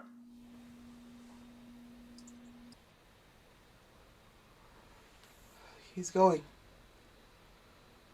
He's not putting the letter in the box. Oh, no, no. That's impossible. What is that? He is standing outside. He's not going downstairs. Is he hesitating? Can he... The letter drops into the box. Then Krogstad's footsteps are heard until they die away as he goes downstairs. Nora runs across the room to the table by the sofa. In the letterbox. There it lies. Torvald. Torvald, there is no hope for us now. Mrs. Linde comes in from the room on the left, carrying the dress. Yeah, I can't see anything more to mend now. Would you like to try it on? Christine, come here. What is the matter with you? You look so agitated. Come here. Do you see that letter? There, look. You can see through the glass in the letterbox. Yes, I see it. That letter is from Krogstad. Nora, it was Krogstad who lent you the money. Yes, and now Torvald will know all about it. Believe me, Nora, that's the best thing for both of you. No, you don't know all. I forged a name. Good heavens! I only want to say this to you, Christine. You must be my witness. Your witness? What do you mean? What am I to If witness? I should go out of my mind, and it might easily happen. Nora! Or if anything else should happen to me, anything, for instance, that might prevent my being here. Nora, you are quite out of your mind. And if it should happen that there was someone who wanted to take all the responsibility, all the blame, you understand? Yes. But how can you suppose? And you must be my witness that it is not true, Christine. I'm not out of my mind at all. I am in my right senses now. And I tell you that no one else has known anything about it. I, and I alone, did the whole thing. Remember that. I will indeed. But I don't understand all this. How should you understand it? A wonderful thing is going to happen. A wonderful thing. Yes. A wonderful thing. But it is so terrible, Christine. It mustn't happen. Not for all the world. I will go at once and see Krogstad. Don't go to him. He will do you some harm. There was the time when he would gladly do anything for my sake. He... Where does he live? How should I know? Yes, here is his card. But the letter, the letter. Nora! Nora! What's that? What do you want? Oh, don't be so frightened. We're not coming in. You've locked the door. Are you trying on your dress? Yes, that's it. I look so nice, Torvald. I see he lives at the corner here. Yes, but it's no use. It is hopeless. The letter is lying there in the box. And your husband keeps the key. Yes, always. Krogstad must ask for his letter back unread. He must find some pretense to... But it is just at this time that Torvald generally You must opens... delay him. Go into him in the meantime. I will come back as soon as I can. She goes out hurriedly through the hall door. Nora goes to Helmer's room, opens it, and peeps in. Torvald? Well, may I venture at last to come into my own room again? Come along, Rank, now you will see. Oh, but what is this? What is what, dear? Rank led me to expect a splendid transformation. I understood so, but evidently I was mistaken. Yes. Nobody is to have the chance of admiring me in my dress until tomorrow. But my dear Nora, you look so worn out. Have you been practicing too much? No, I've not practiced at all. But you will need to. Yes, indeed I shall, Torvald. But I can't get on a bit without you to help me. I've absolutely forgotten the whole thing. Oh, we will soon work it up again. Yes. Help me, Torvald. Promise that you will. I'm so nervous about it. All the people. You must give yourself up to me entirely this evening. Not the tiniest bit of business. You mustn't even take a pen in your hand. Will you promise, Torvald dear? I promise. This evening I will be wholly and absolutely at your service. You helpless little mortal. By the way, first of all I will just... What are you going to do there? I was only to see if the letters have come. No! Don't do that, Torvald. Why ever not? Torvald, please don't. There's nothing there. Well, let me look. He turns to go to the letterbox. Nora, at the piano, plays the first bars of the tarantella. Helmer stops in the doorway. Aha! I can't dance tomorrow if I don't practice with you. Oh, are you really so afraid of it, dear? Yes, so dreadfully afraid of it. Let me practice at once. There is time now, before we go to dinner. Sit down and play with me, or play for me, Torvald dear. Criticize me and correct me as you play. With great pleasure, if you wish me to. He sits down at the piano. Nora takes out of the box a tambourine and a long variegated shawl. Now, play for me, Torvald. Play.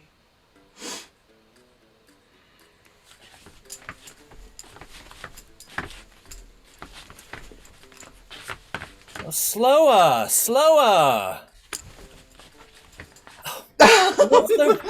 I can't do it any other way. No, not so violently, Nora. Don't. Didn't I tell you so? That's This is the not way. a bit right. Let me try it. Let me play for her. Yes, do. I can correct her better then. Frank sits down at the piano and plays. Nora dances more and more wildly.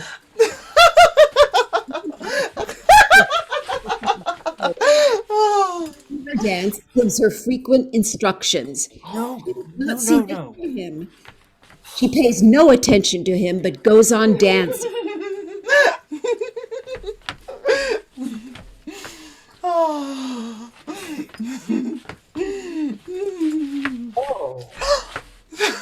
Such fun, Christine. My dear darling Nora, you are dancing as if your life depended on it. So it does. Stop playing, Rank. This is sheer madness. Stop, I tell you. I could never have believed it. You've forgotten everything I taught you. There. You see? You will want a lot of coaching. Yes.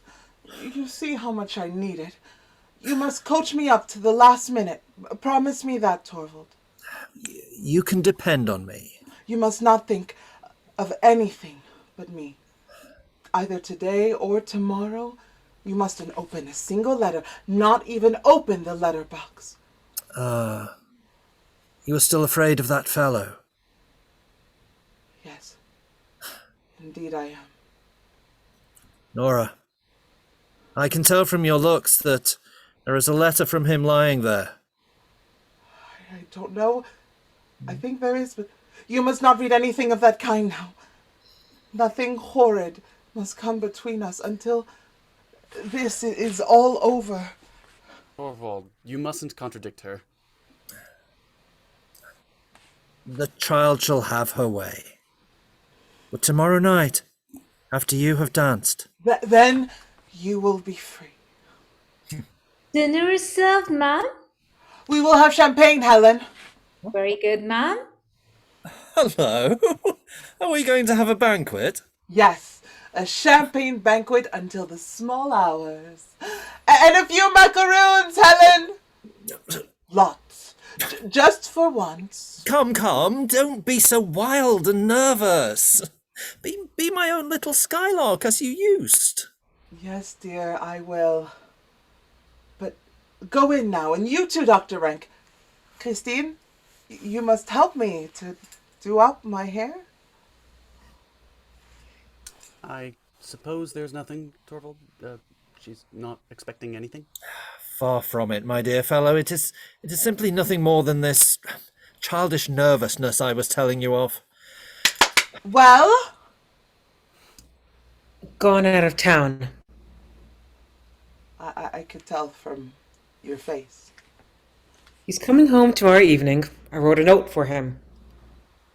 You should have let it alone. You must prevent nothing. After all, it is splendid to be waiting for a wonderful thing to happen. What is it that you are waiting for? Oh, you wouldn't understand. Go into them. I will come in a minute.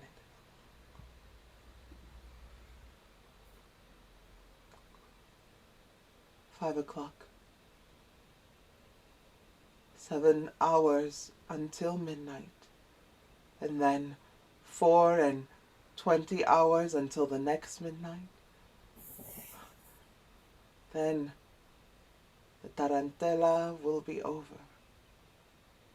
24 and 7.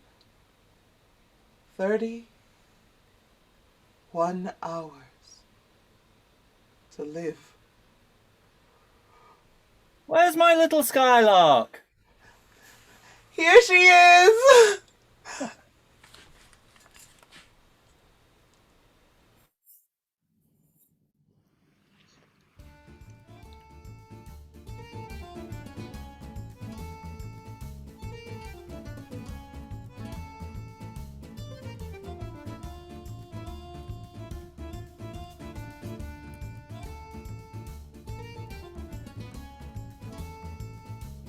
Dance music is heard in the room above. Mrs. Linde is sitting at the table, idly turning over the leaves of a book. She tries to read, but does not seem able to collect her thoughts. Every now and then she listens intently for a sound at the outer door.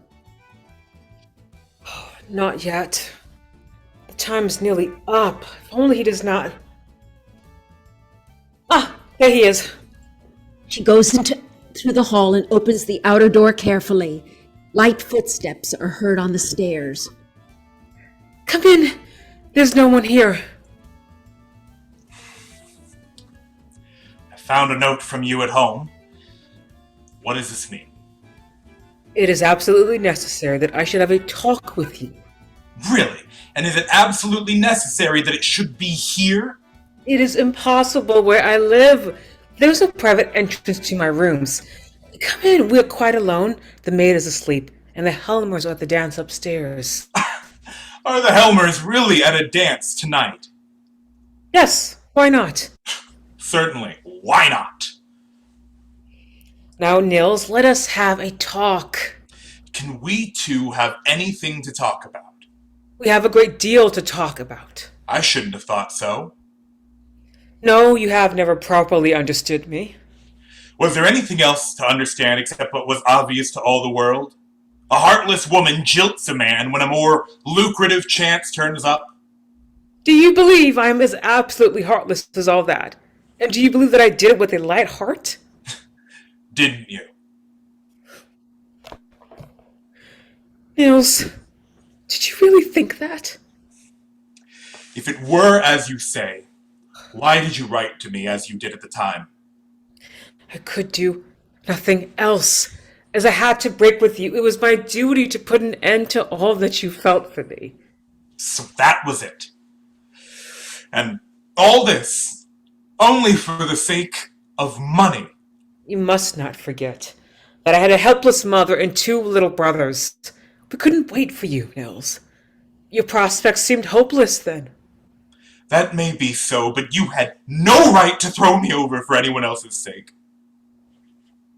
Indeed. I don't know. Many a time did I ask myself if I had the right to do it. When I lost you, it was as if all the solid ground went from under my feet. Look at me now. I am a shipwrecked man clinging to a bit of wreckage. But help may be near. It was near. But then you came and stood in my way. Unintentionally, Nils. It was only today that I learned it was your place I was going to take at the bank. I believe you, if you say so. But now that you know it, are you not going to give it over to me? No, because that would not benefit you in the least. Oh, benefit! Benefit! I would have done it whether or no. I have learned to act prudently. Life and hard, bitter necessity have taught me that. And life has taught me not to believe in fine speeches. Then life has taught you something very reasonable. But deeds you must believe in. What do you mean by that?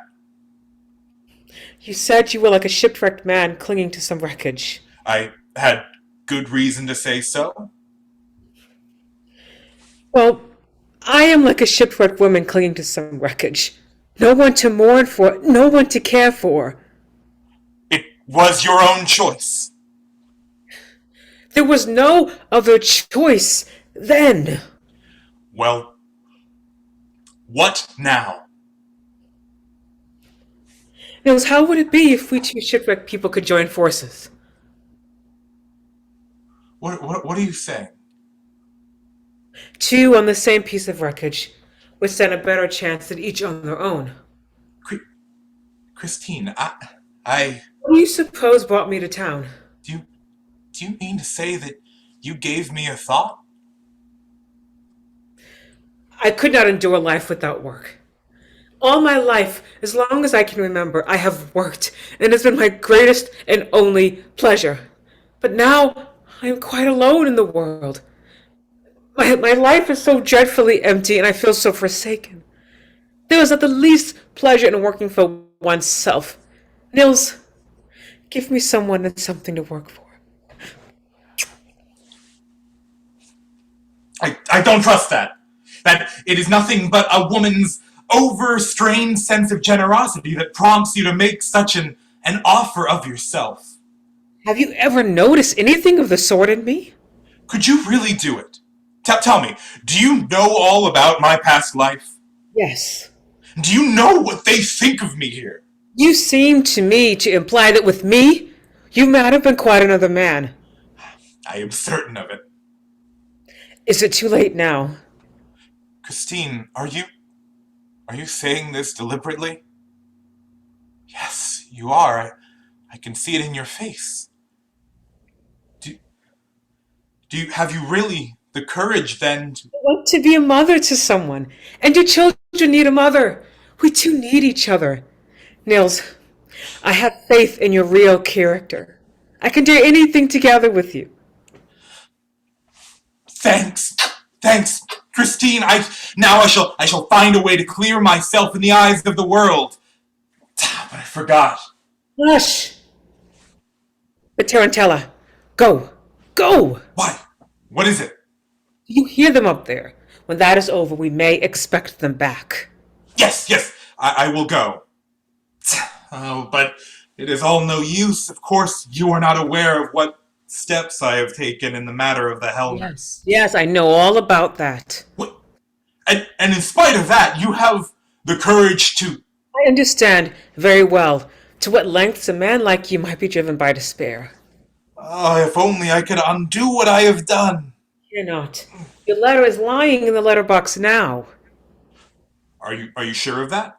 Quite sure. But is that what this all means? That you want to save your friend at any cost? Tell me frankly, is that it? Nils, a woman who once sold herself for another's sake doesn't do it a second time. I will ask for my letter back. No. Yes, of course I will. I will wait here until Helmer comes, and I will tell him he must give me my letter back, that it concerns only my dismissal, and he is not to read it, and... Ooh, Nils, you must not recall your letter. But tell me, wasn't it for that very purpose that you asked me to meet you here? In my first moment of fright, it was. But 24 hours have elapsed since then, and in that time I have witnessed incredible things in this house. Helmer must know all about it. This unhappy secret must be disclosed. They must have a complete understanding between them, which is impossible with all this concealment and falsehood going on. Very well. You will take the responsibility, but there is one thing I can do in any case, and I shall do it at once. You must be quick and go. The dance is over. We are not safe a moment longer. I will wait for you below. Yes, do. You must send me back to my door. I have never had such an amazing piece of good fortune in my life. He goes out through the outer door. The door between the room and the hall remains open. What a difference. What a difference. Someone to work for and live for. A home to bring comfort into. That I will do, indeed. I wish they would be quick and come. There they are now. I must put on my things. No. Helmer's and Nora's voices are heard outside. A key is heard, and Helmer brings Nora almost by force into the hall. She is in an Italian costume with a large black shawl around her. He's in evening dress and a black domino, which is flying open. No. Don't take me in. I want to go upstairs again. I don't want to leave so early. But my dearest Nora... Please, Torvald, dear, please, only an hour more. Not a single minute, my sweet Nora. You know that was our agreement. Come along into the room. You are catching your cold standing there. He brings her gently into the room, in spite of her resistance. Good evening. Christine. You here so late, Mrs. Linde? Yes. You must excuse me. I was so anxious to see Nora in her dress. Have you been sitting here waiting for me? Yes. Unfortunately, I came too late. You had already gone upstairs, and I thought I couldn't go away without having seen you. Yes, take a good look at her.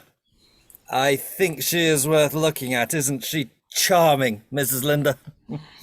Yes, indeed she is. Doesn't she look remarkably pretty? Everyone thought so at the dance, but she is terribly self-willed, this sweet little person. What are we to do with her? You will hardly believe I had almost to bring her away by force. Torvald, you will repent not having let me stay, even if it were only for half an hour. Oh, listen to her, Mrs. Linde. She had danced her tarantella, and it had been a tremendous success, as it deserved, although possibly the performance was a trifle too realistic. A little more so, I mean, than was strictly compatible with the limitations of art. but never mind about that. The chief thing is, she had made a success. She had made a tremendous success. Do you think I was going to let her remain there after that and spoil the effect? No, indeed. I took my charming little Capri maiden, my capricious little Capri maiden, I should say, on my arm, took one quick turn around the room, a curtsy on either side, and as they say in the novels, the beautiful apparition disappeared. An exit ought always to be effective, Mrs. Linde. But that is what I cannot make Nora understand. Oof. This room is hot. He throws his domino on a chair and opens the door of his room. Oh, it's dark in here. Oh, of course. Excuse me. He goes in and lights some candles. Well, I've had a talk with him. yes, and? Well, you must tell your husband all about it. I knew it. You have nothing to be afraid of as far as Krogstad is concerned, but you must tell him. I won't tell him. Then the letter will. Thank you, Christine. Now I know what I must do. What are you going to do? Well, Mrs. Linde, have you admired her? Yes, and now I will say good night. What? Already? Is this your knitting? Yes, thank you. I had very nearly forgotten it. So, you knit? Of course. Do you know, you ought to embroider. Really, why? Yes, it's far more becoming. Let me show you. You hold the embroidery thus, in your left hand, and you use the needle with the right, like this, with a long, easy sweep. Do you see? Yes, perhaps. But in the case of knitting, that can never be anything but ungraceful. Look here. The arms close together. The knitting needles going up and down. It has sort of a Chinese effect. That was really excellent champagne they gave us. Well, good night, Nora. And don't be self-willed. That's right, Mrs. Linde. Good night, Mr. Helmer. Good night. Hope you get home all right. I should be very happy to, but you haven't any great distance to go. Good night. Good night.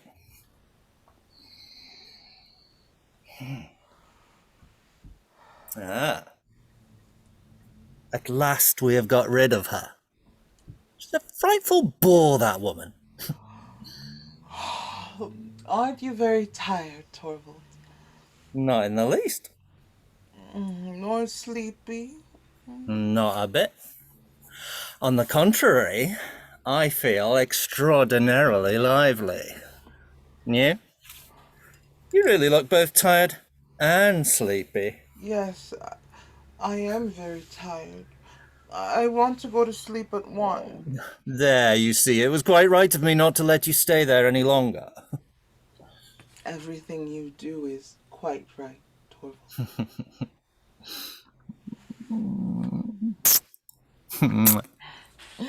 Now my little Skylark is speaking reasonably. Did you notice what good spirits Rank was in this evening? Really? Was he? I didn't speak to him at all. And I very little, but I've not for a long time seen him in such good form. It is delightful to be at home by ourselves again. To be all alone with you, you fascinating, charming little darling. Don't look at me like that, Torvald. Why shouldn't I look at my dearest treasure? At all the beauty that is mine. All my very own. You mustn't say things like that to me tonight. You have still got the tarantella in your blood, I see. And it makes you more captivating than ever. Listen. The guests are beginning to go now. Nora, soon the whole house will be quiet. Yes, I hope so. Yes, my own darling Nora. Do you know, when I am out at a party with you like this, why I speak so little to you, keep away from you, and only send a stolen glance in your direction every now and then? Do you know why I do that? It's because I make believe to myself that we are secretly in love. And you are my secretly promised bride, and that no one suspects there is anything between us. Yes. Yes. I know very well your thoughts are with me all the time. When we are leaving, and I am putting the shawl over your beautiful young shoulders and on your lovely neck, then I imagine that you are my young bride and that we have just come from the wedding and I am bringing you for the first time into our home to be alone with you. For the first time. Quite alone with my shy little darling. All this evening, I have longed for nothing but you. When I watched the seductive figures of the tarantella, my blood was on fire, and I could endure it no longer. And that was why I brought you down so early, and... Go away, Torvald! You must let me go. I won't! I won't. What's that? What's that? You're joking, my little Nora. You won't? You won't! Am I not your husband? Did you hear that? Who is it? It is I. May I come in for a moment? Oh, what does he want now? Wait a minute!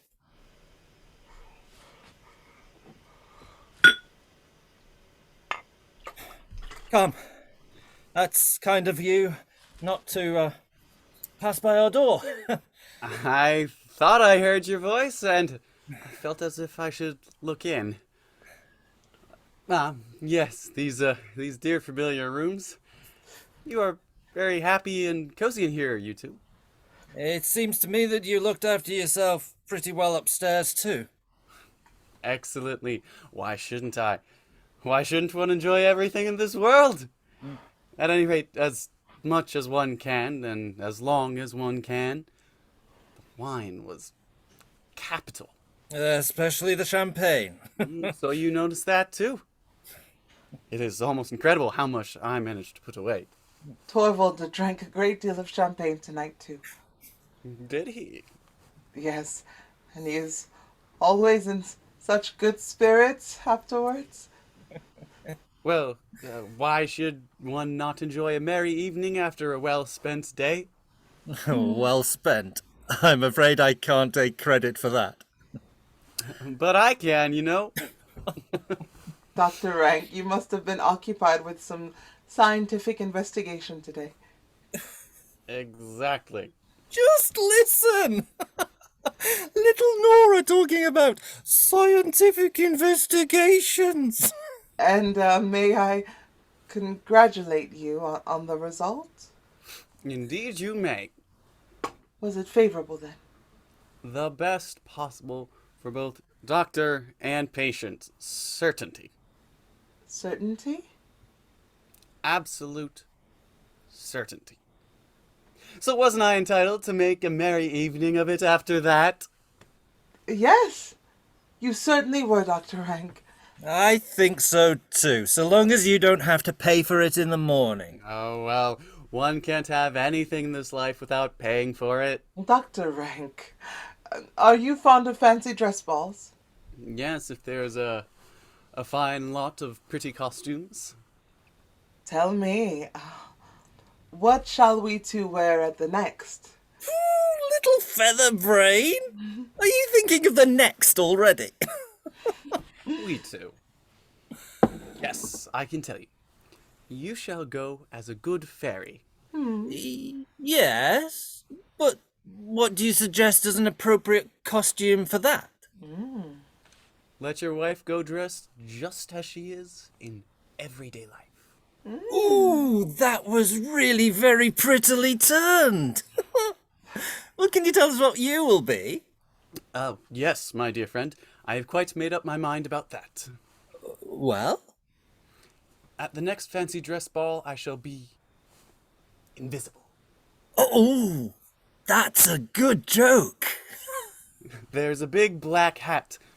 Have you never heard of hats that make you invisible? If you put one on, no one can see you.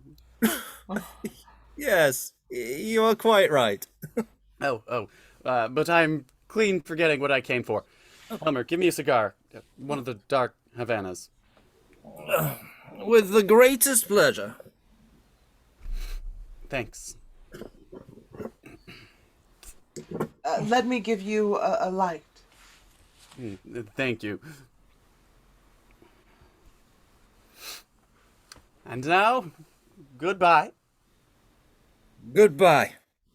Goodbye, dear old man. Sleep well, Dr. Rank. Thank you for that wish. Wish me the same. You? Well, if you want me to sleep well, thanks for the light.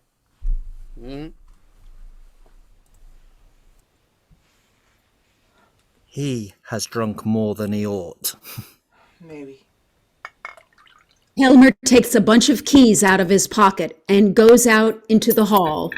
Torvald, what are you going to do there? Emptying the letterbox. It's quite full and there will be no room to put the newspaper in tomorrow morning. Are you going to work tonight? You know quite well I'm not.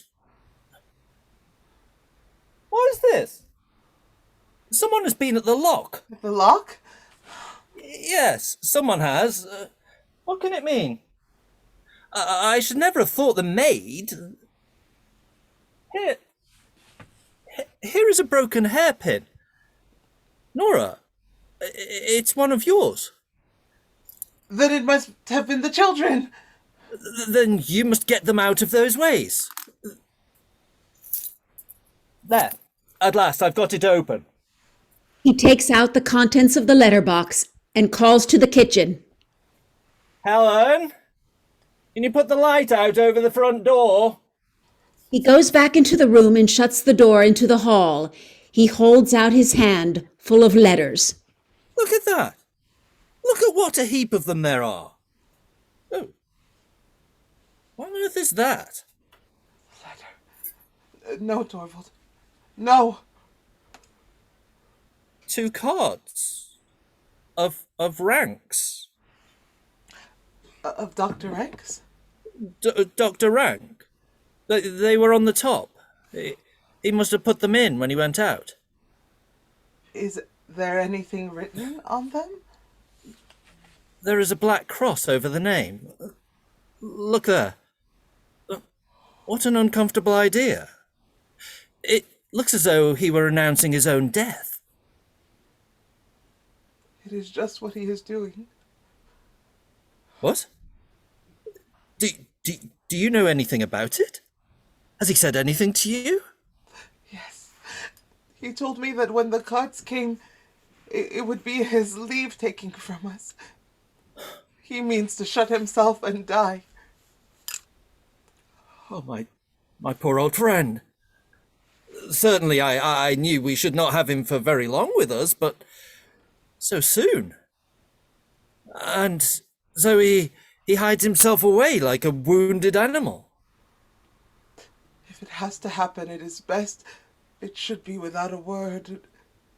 Don't you think so, Torvald? He had so grown into our lives. I can't think of him as having gone out of them. He, with his sufferings and his loneliness, was like a cloudy background to our sunlit happiness. Oh, well, perhaps it is best so. For him, anyway. And perhaps for us too, Nora.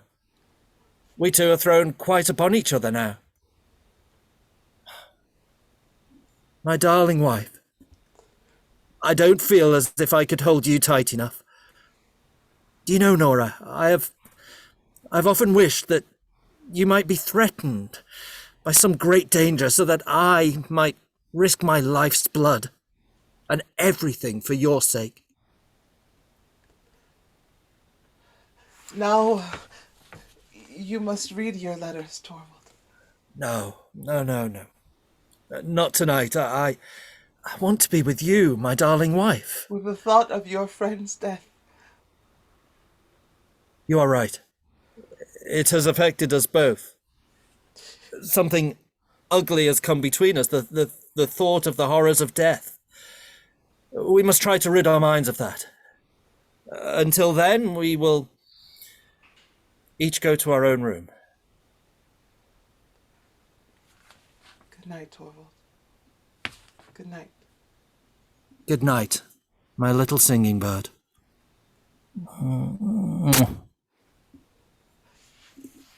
Sleep sound, Nora. Now, I will read my letters through. He takes his letters and goes into his room, shutting the door after him. Never to see him again. Never, never. Never to see my children again either. Never again, never again. The icy black water, the unfathomable depths. If only it were over. He has got it now. Now he's reading it. Goodbye, Torvald. And my children. Nora! What is this? Do you know what is in this letter? Yes. I know. Let me go. Let me get out. Where are you going? You shan't save me, Torvald. True! Is this true that I read here? Horrible. No. It is impossible that it can be true. It is true. I have loved you above everything else in the world. Don't let us have any silly excuses. Torvald! Miserable creature! What have you done? Let me go! You shall not suffer for my sake. You shall not take it upon yourself. Oh, no tragic airs, please. Here you shall stay and give me an explanation. Do you understand what you have done? Answer me! Do you understand what you have done? Yes. Now I am beginning to understand thoroughly. What a horrible awakening. All these 8 years, she who was my pride and joy, a hypocrite, a liar, worse, a criminal. The unutterable ugliness of it all. For shame! For shame! I ought to have suspected that something of the sort would happen. I ought to have foreseen it. All your father's want of principle, just all your father's want of principle has come out in you. No religion, no morality, no sense of duty. How I am punished for having winked at what he did. I did it for your sake, and this is how you repay me. Yes. That's just it. Now, you have destroyed all my happiness. You have ruined all my future. It is horrible to think of. I am in the power of an unscrupulous man. He can do what he likes with me. Ask anything of me. Give me any orders he pleases. I dare not refuse. And I must sink to such miserable depths because of a thoughtless woman.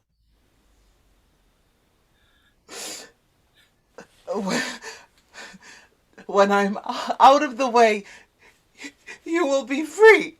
Oh, no fine speeches, please. Your father always had plenty of those ready too.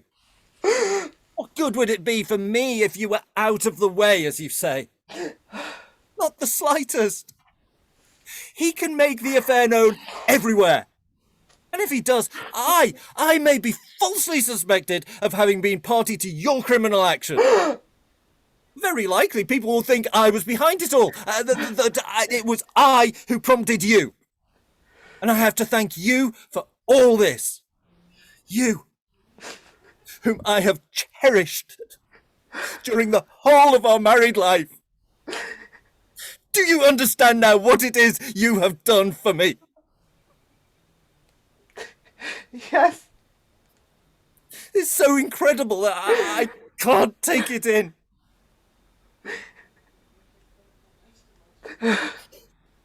But we must come to some understanding. Take off that shawl. Take it off, I tell you. I must try and appease him some way or another. The matter must be hushed up at any cost. And as for you and me, it must appear as if everything between us were just as before. Naturally, only in the eyes of the world, you will still remain in my house. That is a matter of course. But I shall not allow you to bring up the children. I dare not trust them with you. To think that I should be obliged to say so to one whom I have loved so dearly and whom I still...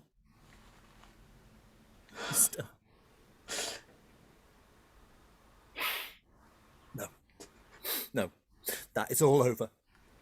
From this moment, happiness is not the question. All that concerns us is to save the remains, the fragments, the appearance of...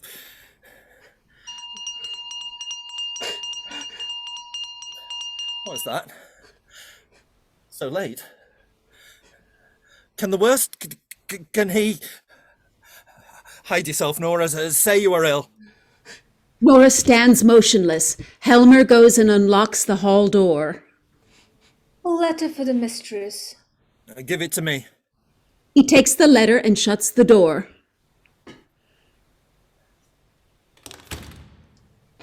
Yes. It is from him. You shall not have it. I'll read it myself. Yes. Read it. I scarcely have the courage to do it. It may mean ruin for both of us. No. I must know.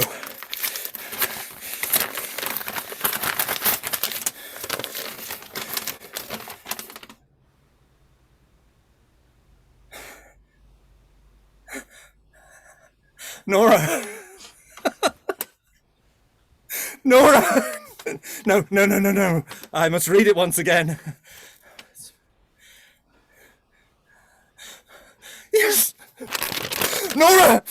It's true. I am saved, Nora. I am saved. And I? Yes, you too. Of course. We both, you and I. Look, he sends you your bond back. He says he regrets and repents that a happy change in his life. Never mind what he says. We are saved, Nora. No one can do anything to you. Nora. No. First, I must destroy these hateful things. Let me see. No. I won't look at it. The whole thing shall be nothing but a bad dream to me. He tears up the bond in both letters, throws them all into the stove and watches them burn.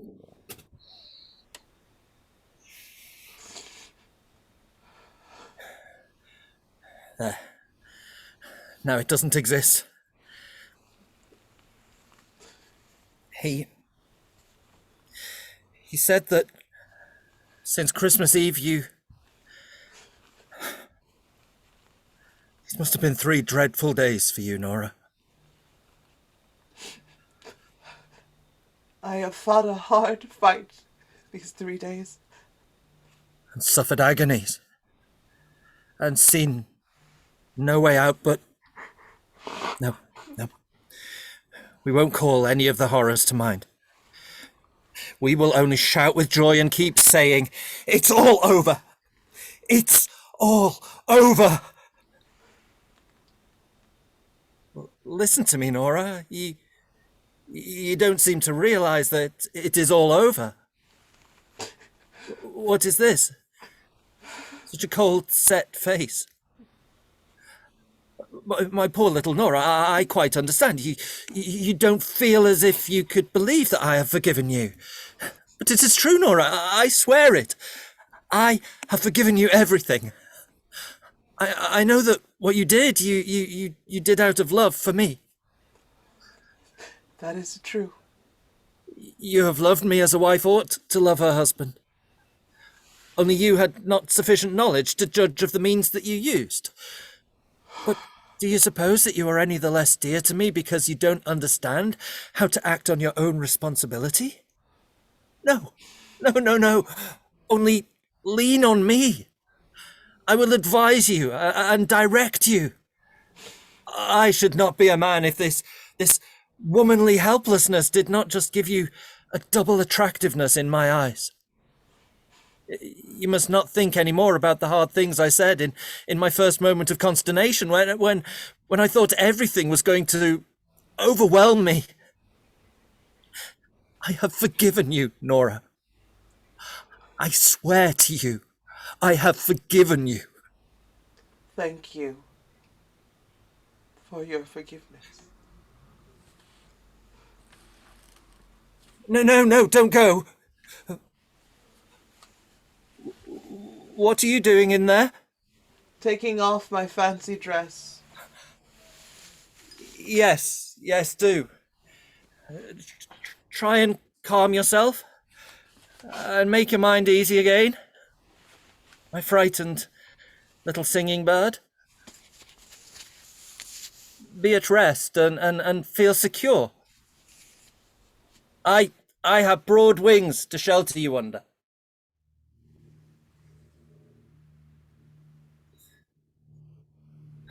How warm and cozy our home is, Nora.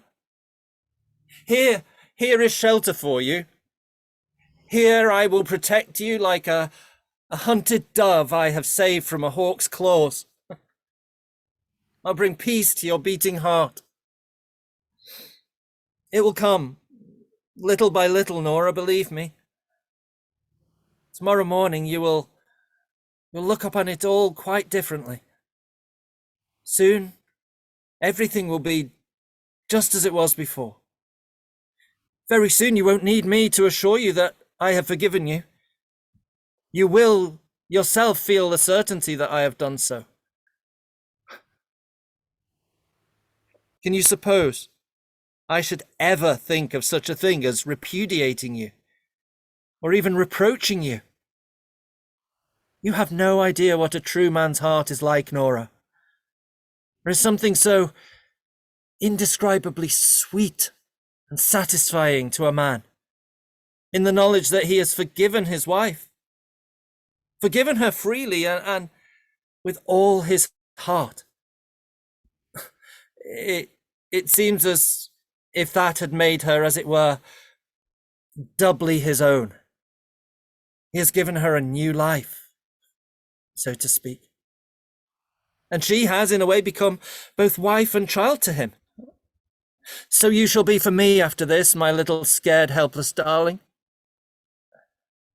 Have no anxiety about anything, Nora. Only be frank and open with me, and I will serve as will and conscience, both to you. What is this? Not gone to bed? Have you changed your things? Yes, Torvald. I have changed my things now. But what for? So late as this? I shall not sleep tonight. But my dear Nora... It is not so very late. Sit down here, Torvald. You and I have much to say to one another. Nora? What is this? This cold set face? Sit down. It will take some time. I have a lot to talk over with you. You alarm me, Nora. And I don't understand you. No. That is just it. You don't understand me, and I have never understood you either. Before tonight. No, you mustn't interrupt me. You must simply listen to what I say, Torvald. This is a settling of accounts. What do you mean by that? Isn't there one thing that strikes you as strange in our sitting here like this?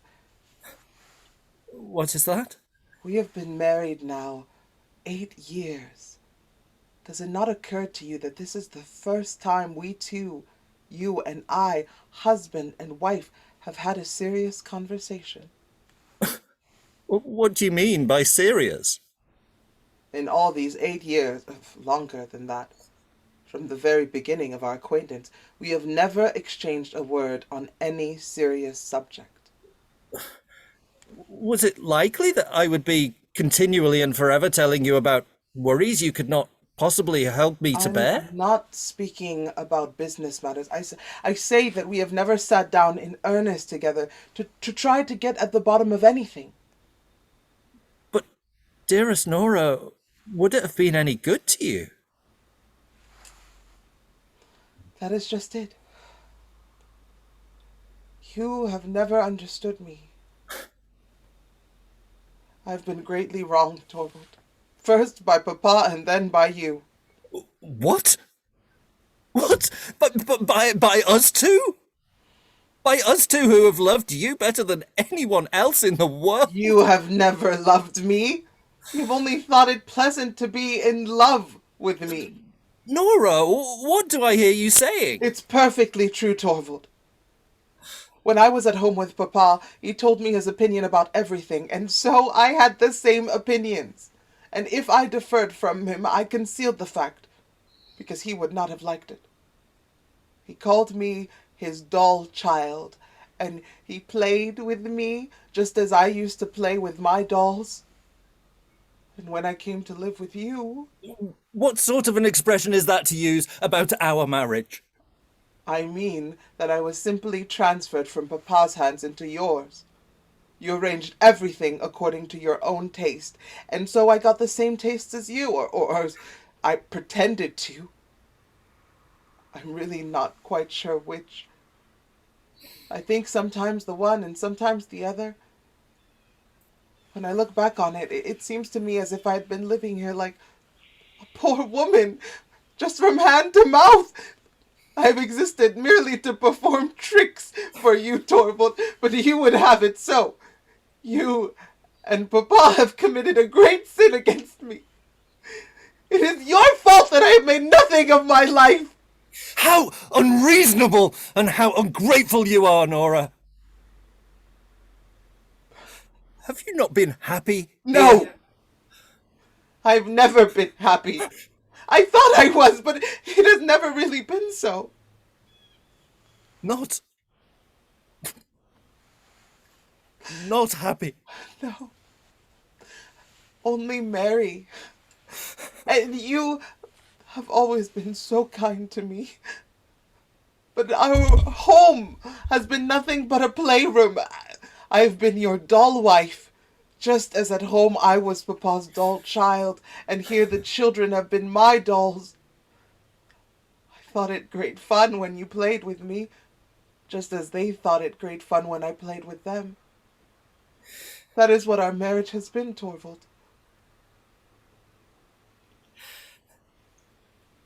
There is some truth in what you say.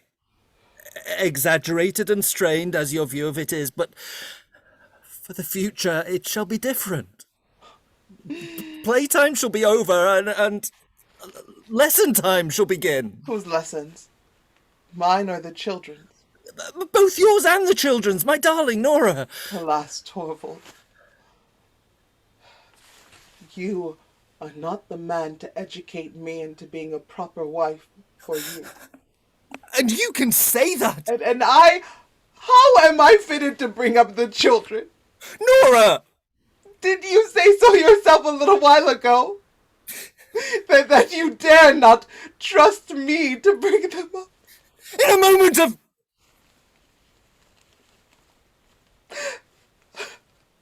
In a moment of anger. Why do you pay heed to that? Indeed, you were perfectly right. I am not fit for the task. There is another task I must undertake first. I must try and educate myself. You are not the man to help me in that. I must do that for myself, and that is why I am going to leave you now. What? What do you say? I must stand quite alone. If I am to understand myself and everything about me, it is for that reason that I cannot remain with you any longer. Nora. I am going away from here now at once. I'm sure Christine will take me in for the night. You are out of your mind. I won't allow it. I forbid you. It is of no use forbidding me anything any longer. I will take with me what belongs to myself. I will take nothing from you, either now or later. What sort of madness is this? Tomorrow I shall go home. I mean to my old home. It will be easiest for me to find something to do there. You blind, foolish woman!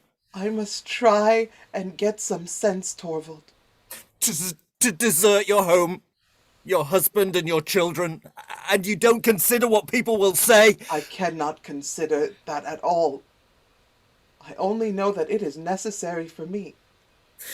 It is shocking. This is how you would neglect your most sacred duties. What do you consider my most sacred duties? Do I need to tell you that? Are they not your duties to your husband and your children? I have other duties just as sacred. That you have not! What duties could those be? Duties to myself. Before all else, you are a wife and a mother. I don't believe that any longer. I believe that before all else, I am a reasonable human being, just as you are. Or at all events, that I must try and become one. I know quite well, Torvald, that most people would think you right and that views of that kind are to be found in books. But I can no longer content myself with what most people say or with what is found in books. I must think over things for myself and get to understand them. Can you not understand your place in your own home? Have you not a reliable guide in such matters as that? Have you no religion? I am afraid, Torvald, I do not exactly know what religion is. What are you saying? I know nothing but what the clergyman said, and when I went to be confirmed, he told us that religion was this and that and the other. When I am away from all this, and am alone, I will look into that matter too. I will see what the clergyman said, and see if that is true, or at all events, if it is true for me. This is unheard of in a girl of your age. But if religion cannot lead you aright, let me try and awaken your conscience. I suppose you have some moral sense? Or, answer me, am I to think you have none? I assure you, Torvald, that is not an easy question to answer. I really don't know. The thing perplexes me altogether. I only know that you and I look at it in quite a different light. I'm learning, too, that the law is quite another thing from what I supposed. But I find it impossible to convince myself that the law is right. According to it, a woman has no right to spare her dying father or to save her husband's life. I can't believe that. Talk like a child. You don't understand the conditions of the world in which you live. No, I don't. But now I'm going to try. I'm going to see if I can make out who is right, the world or I. You are ill, Nora. You're delirious, and I almost think you are out of your mind. I have never felt my mind so clear and certain as tonight. And is it with a clear and certain mind that you forsake your husband and your children? Yes, it is. Then there is only one possible explanation. What is that? You do not...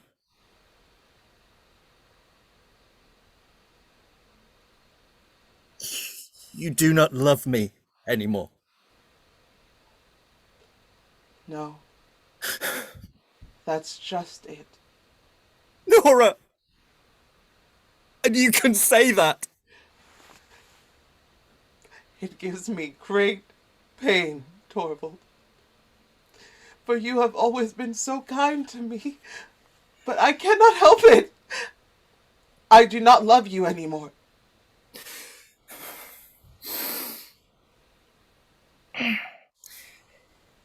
Is that a clear and certain conviction too? Yes. Absolutely clear and certain. That is the reason I will not stay here any longer. And can you tell me what I have done to forfeit your love? Yes, indeed, I can. It was tonight when the wonderful thing did not happen. Then I saw you were not the man I had thought you were. Explain yourself better. I don't understand you. I have waited so patiently for 8 years, for goodness knows. I knew very well that wonderful things don't happen every day. That this horrible misfortune came upon me, and then I felt quite certain that this wonderful thing was going to happen at last.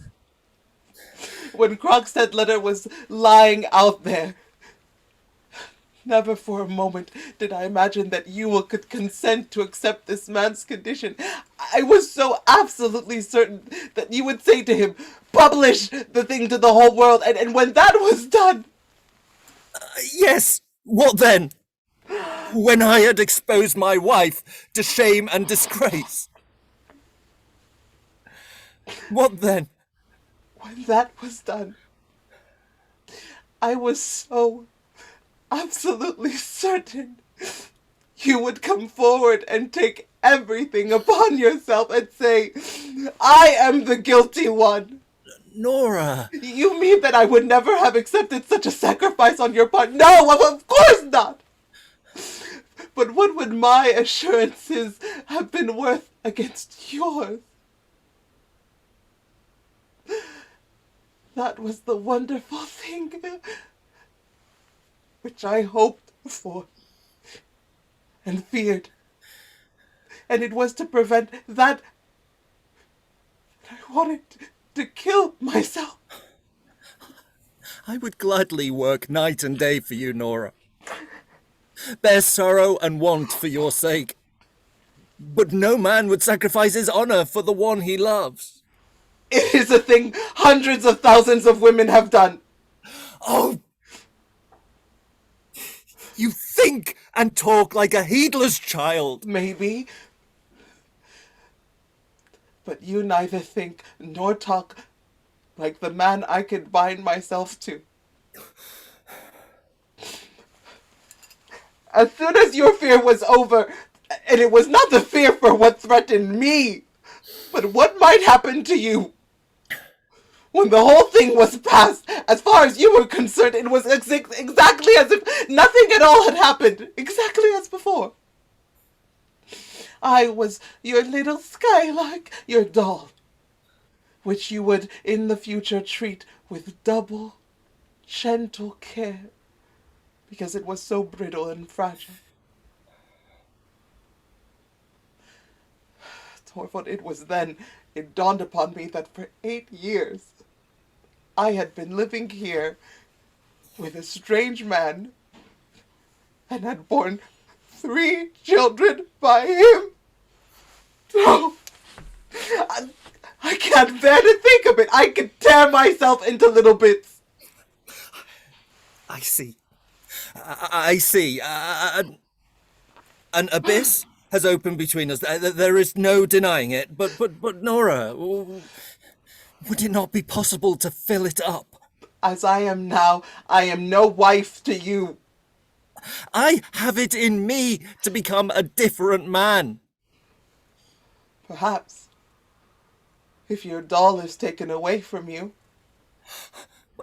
But to part from you. No, Nora. I can't understand that idea.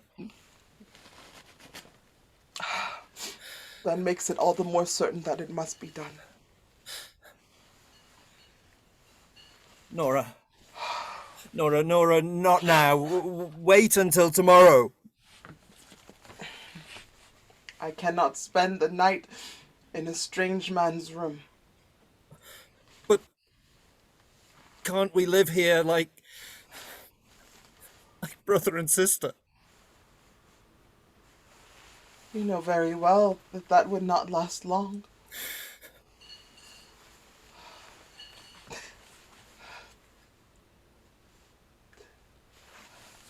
Goodbye, Torvald.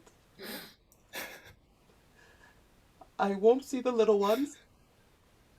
I know they're in better hands than mine. As I am now, I can be of no use to them.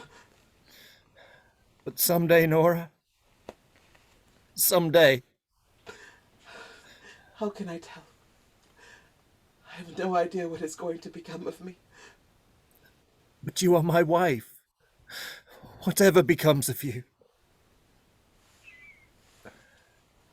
Listen, Torvald. I've heard that when a wife deserts her husband's house, as I am doing now, he is legally freed from all obligations towards her. In any case, I set you free from all your obligations. You are not to feel yourself bound in the slightest way, any more than I shall. There must be perfect freedom on both sides. See, here is your ring back. Give me mine. That too. That too.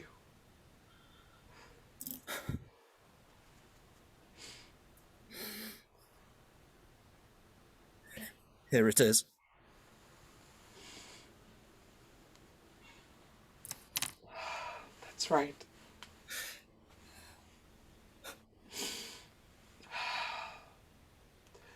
how it is all over. I've put the keys here. The maids know all about everything in the house better than I do. Tomorrow, after I've left her, Christine will come here and pack up my own things that I brought with me from home. I will have them sent after me. All over? All over. Nora, shall you never think of me again?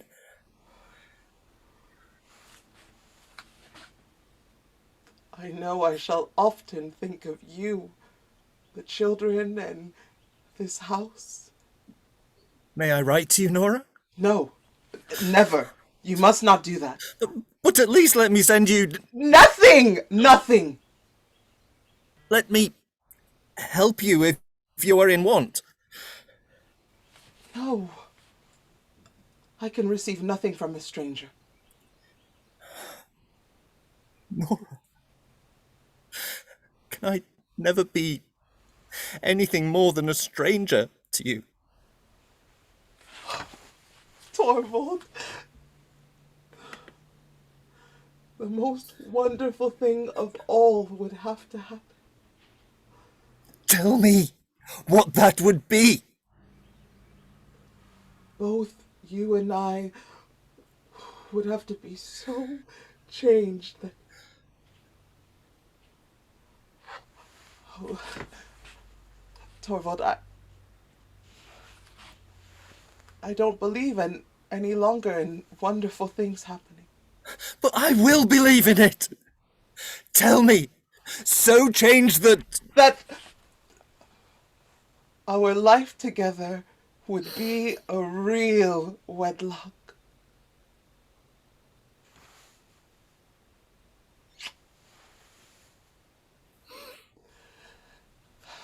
Goodbye.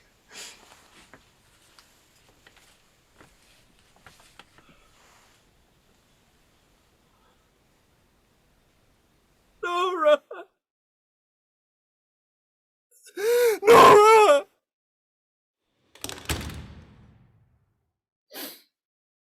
Empty. She's gone.